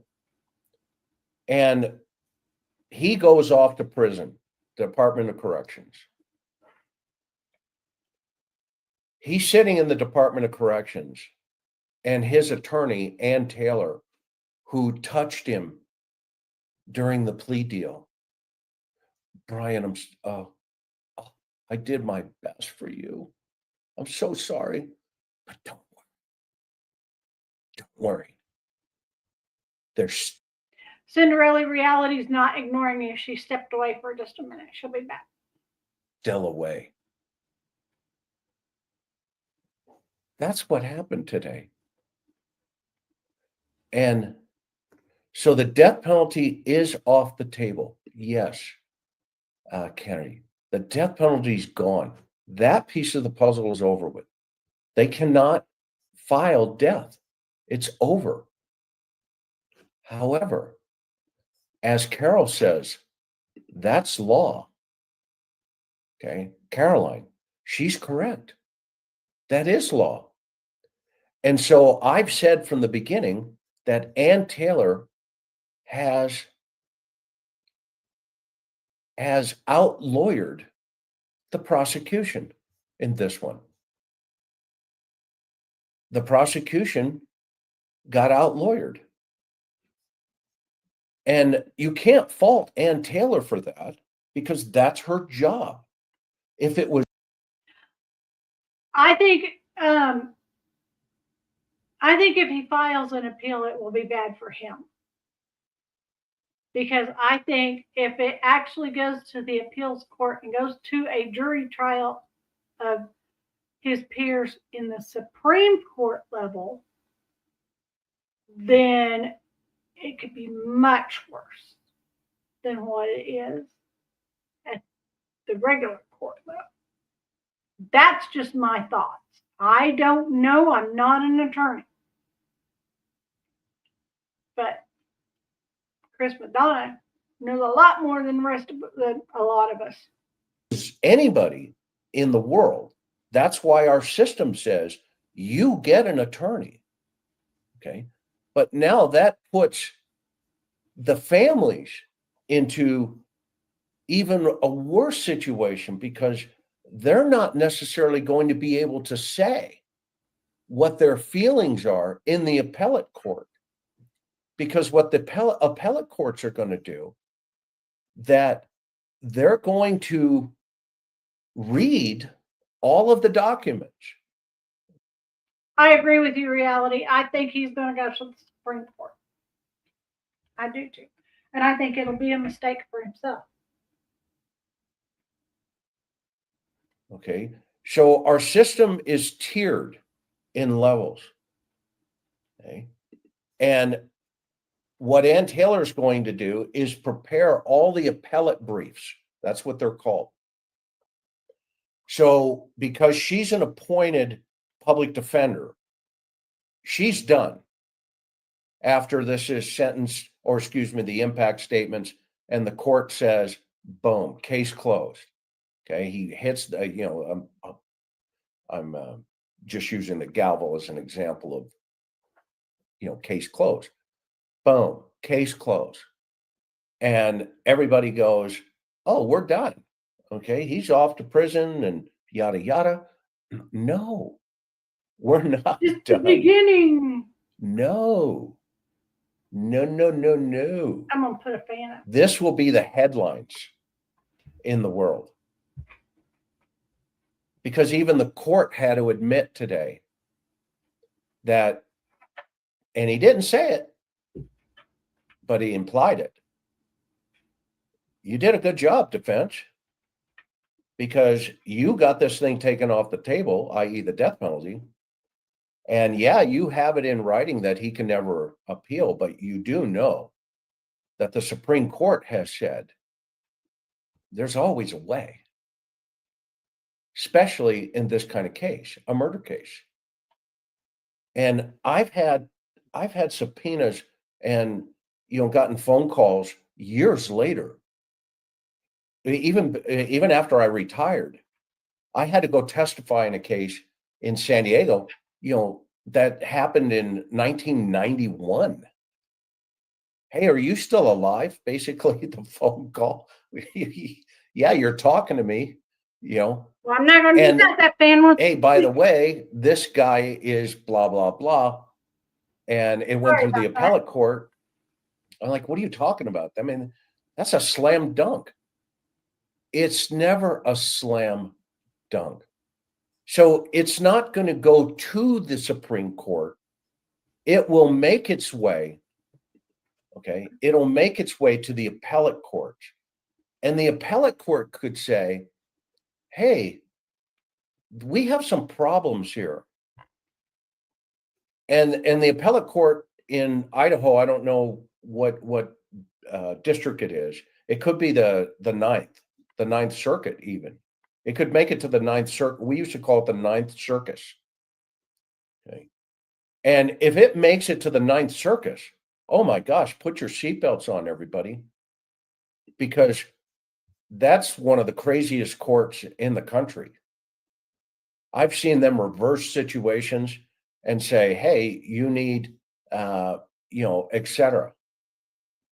Here, I think this is the case. Thanks. In America. In Garza versus Idaho, the defendant signed plea agreements that included appeal waivers, explicitly giving up his right to appeal. Yep. And that's what the judge is saying. He can also argue, okay, that maybe he didn't understand because of his autistic, incapabilities. And so the appellate attorneys, if they're as shrewd as Ann Taylor, they're going to read every single word and find that all the T's and the I's had better been dotted and crossed. That is what the judge is warning the world about. And so once this stuff gets released, now, what does that mean? We don't know. Could the court say, you know what, we think that life imprisonment's too much? And it could keep moving, right? So Bob says Idaho is within the Ninth Circuit. There you go. And Bob would know. So it is the Ninth Circus. Go look up the Ninth Circuit Court and read some of their decisions. Some of it is crazy. Bob and I both worked in California, and all of our appellate information would go to the Ninth Circuit. And it's crazy. Sometimes, I mean, some of the decisions they would come back with, you'd go, really? Wow. Wow. I'm watching Plunder on TV about DoorDash body cam, and that she had dash cam in her truck of BK. Really? I'll have to look that up. That's important. You know what? I'm curious. I'm curious to see what Justin has to say about this, because Justin has a whole lot more insight than I do, and I think Justin's going to have some opinions on this. Positive opinions. Don't get me wrong. Positive opinions. But that's our system. And, at this point, the impact statements now are going to be even more interesting for these poor families. Even the ones that signed off that, we want it over with. Okay. It's not going to be. It will be in terms of out of sight, out of mind, because a lot of this information will be happening behind the scenes. Don't be surprised. I tend to disagree. It will never be out of sight, out of mind. This case will never be out of anybody's mind. Never.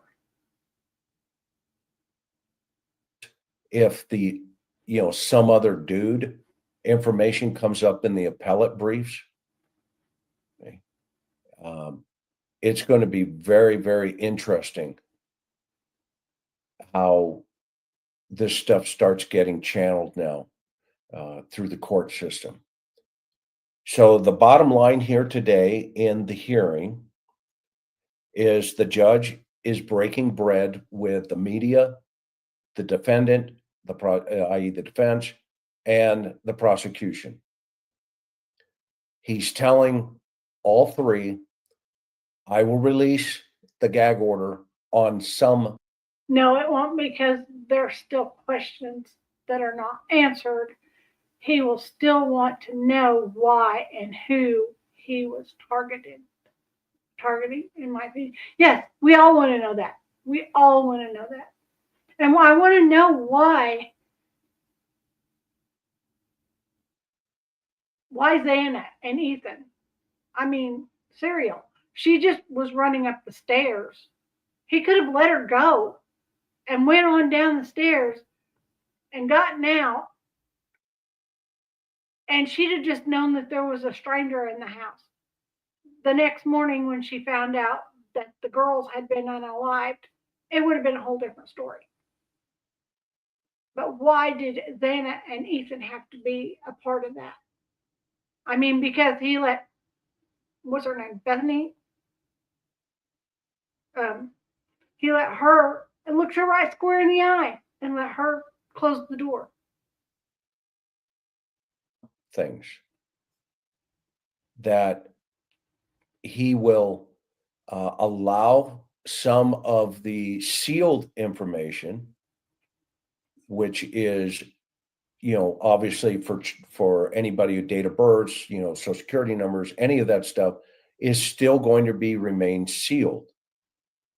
And that at some point in increments, the court's going to give an order, and it will be a single order, I suspect, where he's going to give release dates on information. That's a possibility here.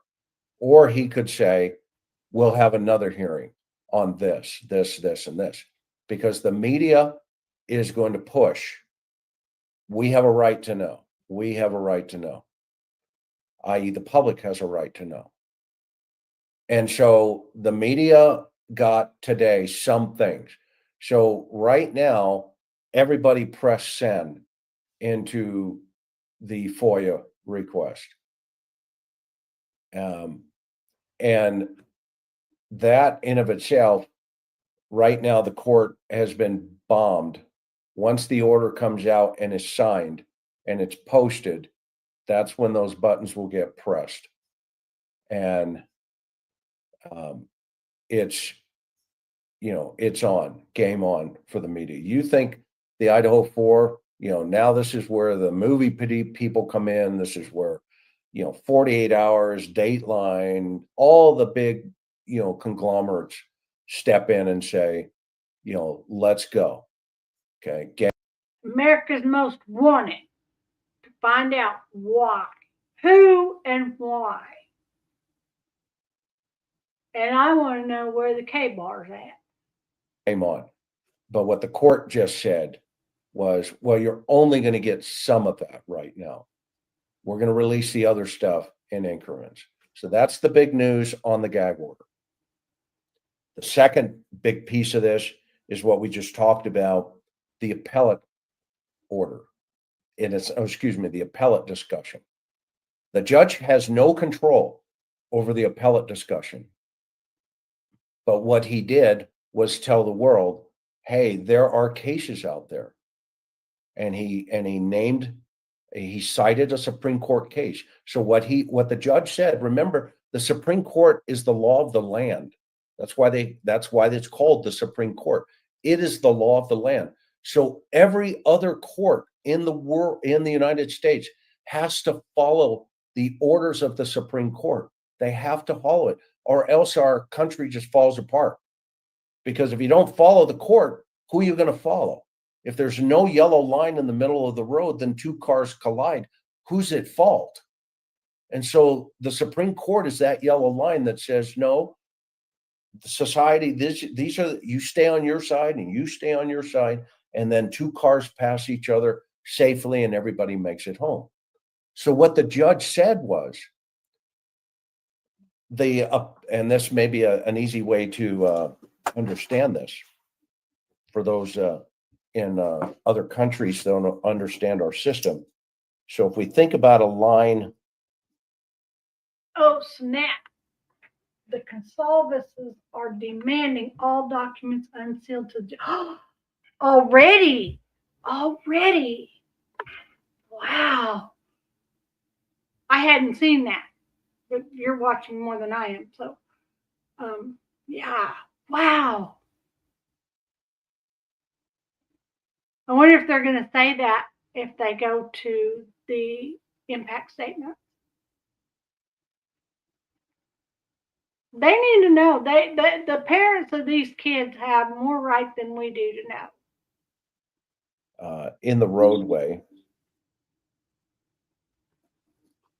okay, like this for an example, okay, if you're driving this way, for an example, okay, and the other car's driving this way, all right, well, this broken line, this car can pass from this side, but this line here, this car can't pass. So if they collided and this car collides over here, this guy's at fault. So here's what the judge said using this analogy. This solid line, okay, is the plea deal. This is the plea deal. You can't pass that plea deal. Okay. However, what he said is this broken line is the Supreme Court rulings and case law. The doors at driver drop and food. Okay, so the doors at driver dropped the food off 10 minutes before the murder had happened. Okay, so the DoorDash driver dropped the food off 10 minutes before the murder. So she possibly, did she see Koberger? She said she saw him with her own eyes and actually parked next to him. How could she have parked next to him if he was parked up on the hill behind and there's no parking lot at that area? That's just road going to parking lot and past a parking lot. I'll bet she parked next to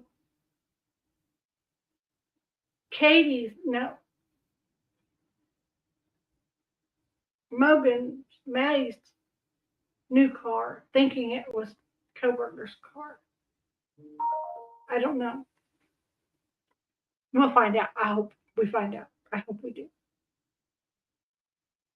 About somebody crossing over into the oncoming traffic. Okay. And so what the judge said is, yes, this exists, but the Supreme Court said, Right. I agree. The families according to reality or Cinderella, I'm sorry. She says the families, in my opinion, should know if they want to. If some of them don't, then they don't have to know. I agree. that sometimes you can cross over. That's what he said today. And so that means Ann Taylor has just pressed, let's go. Let's go. About the appellate process. And so once the gavel goes boom, i.e., after the 23rd, when the family says all they're going to say, and the judge says, you're sentenced to the Department of Corrections at, wherever for 100 years. Okay. Everybody goes, oh, it's over. Yay. Okay. But and Taylor sitting back going, Brian, yeah, don't worry. There's more coming. Now, here's how it could end. If there is an appellate brief filed, which there will be, everybody, do you guys not think that Ann Taylor's not going to try to get somebody to file an appellate brief? I think she is. Yeah, I guarantee you she's going to somehow file some. She's probably got it already, the template in her computer. Look how many hours or how many pages, some of these briefs have been. And so once it's over, now she goes into phase 2. Brian goes to prison. He's off to prison. And he has to figure out how to navigate now his new world. Okay. And, he's going to come in and I think he's going to get a real warm welcoming when he gets there. Might not even be able to have an appeal. and the inmates are already waiting for him. I guarantee it. They have TV in those pods and they're waiting and they're trying to figure out, they're trading cigarettes as to who's going to be a cellie with this guy. That means a cellmate. Or is he going to go into special housing, which he probably will. And the special housing unit is called SHU, S-H-U, Special Housing Unit. And it's a prison within a prison is what it is. Those individuals are locked up for 24 hours a day, 23 hours a day, with 1 hour out into the controlled exercise yard. And they can get him out. He gets 1 hour to come outside. Okay. But he's still going to have privileges. He's going to have commissary. He's going to be able to get books. This is where you're going to start hearing the phone calls like Stefan Stearns, who's sitting in county right now, talking to his mommy and his daddy about killing Maddie in Florida. And we hear all those conversations that come out. If you want to hear a lot of that stuff, Plunder, she's fantastic. If you've never subscribed to her channel, you need to follow Plunder. She's an amazing journalist, and man, she can dig stuff up, and she gets a lot of that information. So I have no problem ever saying anything nice about other channels. So Brian is going to get there, and the phone calls are going to begin. mommy and daddy are going to call him, thank you for saving us. We didn't have to testify. And Brian, you really didn't do this, did you? Mommy didn't want him to take the plea deal. Let's remember that. Right? Hypothetically. That's a hypothetical. Well, no, mom, I do love you, blah, blah, blah, et cetera, et cetera, et cetera, et cetera. Okay. So that's where all those phone calls will start. And the family can do that. They can there's a system that, you can put money on their books, you can put money on their phone calls. And in that 1 hour that he'll get out in the special housing, until things kind of, settle down. But while he's walking around in that 1 hour, he may have privileges. And those privileges may be access to email, maybe access to the the dorm where he can watch TV, books, he can go to the library, escorted, of course, because he's in special housing, or he can order books in from the library. But he gets a lot of different things. Initially, it's going to be controlled because he's going to have to go through so much evaluation processes, right? He's going to have to talk to a shrink.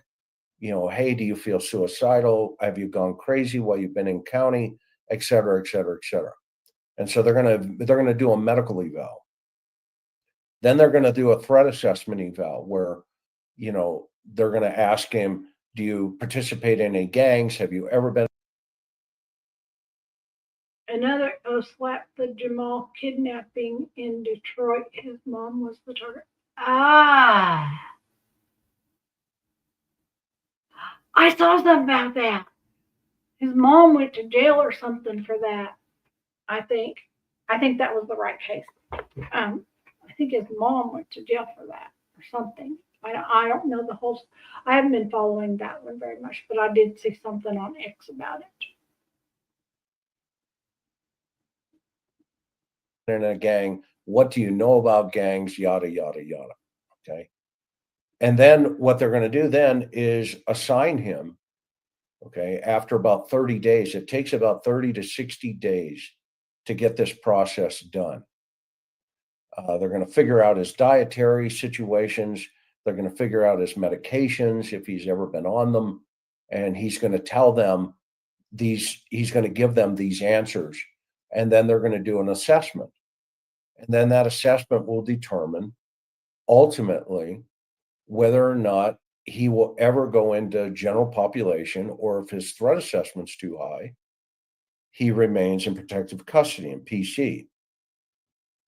And in PC, that's where all your RSOs are, all your snitches, all of those folks are in protective custody for, the reasons they're there, i.e., let's say a gang member wants to get out of the prison gang. Well, you never really leave a gang, ever, especially not in prison. But if you have been snitching on people, then the system, and you go to the system and say, hey, I need to tell you about this. Okay. The system's going to go, okay, well, we're going to need that for the case, because remember, it's a city within a city. When we drive by prisons and you see those guard towers, right, in each one of those units, then within inside of those units are blocks of units. And they're called pods. Each one of those pods has a letter, A, B, C, D, and within those pods are all these jail cells. Okay. But then within that prison, in a max security 5, that there's another pod within the main prison, and that's called the SHU unit, special housing. And within that, depends on where you go. I've been into a lot of prisons in my time, the most secure prison I've ever been in is Pelican Bay in NorCal. And once you enter Pelican Bay as a guest, i.e. law enforcement at the time, you have to sign off that they have a no hostage policy, which means if you get taken hostage, they're not coming to rescue. You're on your own, dude. And so they make you wear, you can't wear certain colors, you can't bring in, certain things, et cetera, et cetera. And, you sign off all basically that, okay, if this thing goes down, i.e. a prison riot, and you're in it, and you're taken as a bargaining chip, you're going to have to figure it out. You're on your own. And in the special housing units, Put him in with Danny Master. He's in protective. There we go. There we go. There we go. Danny Masterson's in protected custody. Yeah, wow. I didn't know he was in protected custody. I didn't even know he even went to prison. I just knew that he had gotten taken off of that show because he'd said something. And I watched that show 3 times trying to figure out what he said, but apparently they took that part out. depending on how secure they are, and I do not know how secure the joint is in Idaho, but I'm assuming it's going to be pretty close to, the average special housing unit. And that means they have a catwalk inside the building. And they typically take the prisoners to the door. Let's say you're going to escort that individual. And they walk up to the door. They have the prisoner put their hands through a little slot in the door, the same place they get their trays. And they stick their hands out, they cuff them, they have them step away from the door. They give the thumbs up to the control room. The control room presses their pod number. The door opens, the prisoner standing facing away from you. You say, step back. Okay. They put leg braces on them, ankle bracelets. They pat them down. And in Pelican Bay, you have 2 escort guards and a guard overhead. You have 3 guards escorting the prisoner down the hallways. 1 up top with a weapon. The other 2 are side by side with less lethal, i.e. sometimes tasers or whatever they're going to do. Okay, so Bob says, I've been to Idaho Max. It's a typical Max. Okay, so what I'm telling you here is what it will be like for Brian. Now, I've been into Wyoming State maximum, and you go through the gate and it slams, and you go through the gate and it slams, and you go in the door, and then you have to stand there and they metal detect you and all this stuff. And then you go inside and you sit in this little room with a bunch of tables, like you see on TV, a bunch of tables. And then the inmate is brought to your table and able to sit down with you. And some people bring their kids, and their kids sit there and color and don't even pay attention to the fact that their mommy or daddy is in there or whatever. But the parents always saying, the mom is always saying, I got to bring my child to see his daddy. The child doesn't care. Children know when their parent did something. Children know.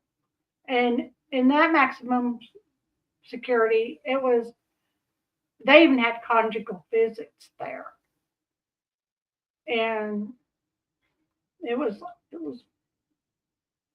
it's scary when you go in that and the gate slams, because you know that it ain't gonna unslam for an hour and a half until your time is done visiting with your person and you're able to leave. And you go through the same exit thing. They check you to see if you've picked anything up while you're inside there. Okay. When they escort him out and they're going to put him into another cage outside for 1 hour of exercise or whatever he wants to do. And there's Buddy, by the way, everybody. Bud, say hi. Let me see if I can get Bud in the shot there.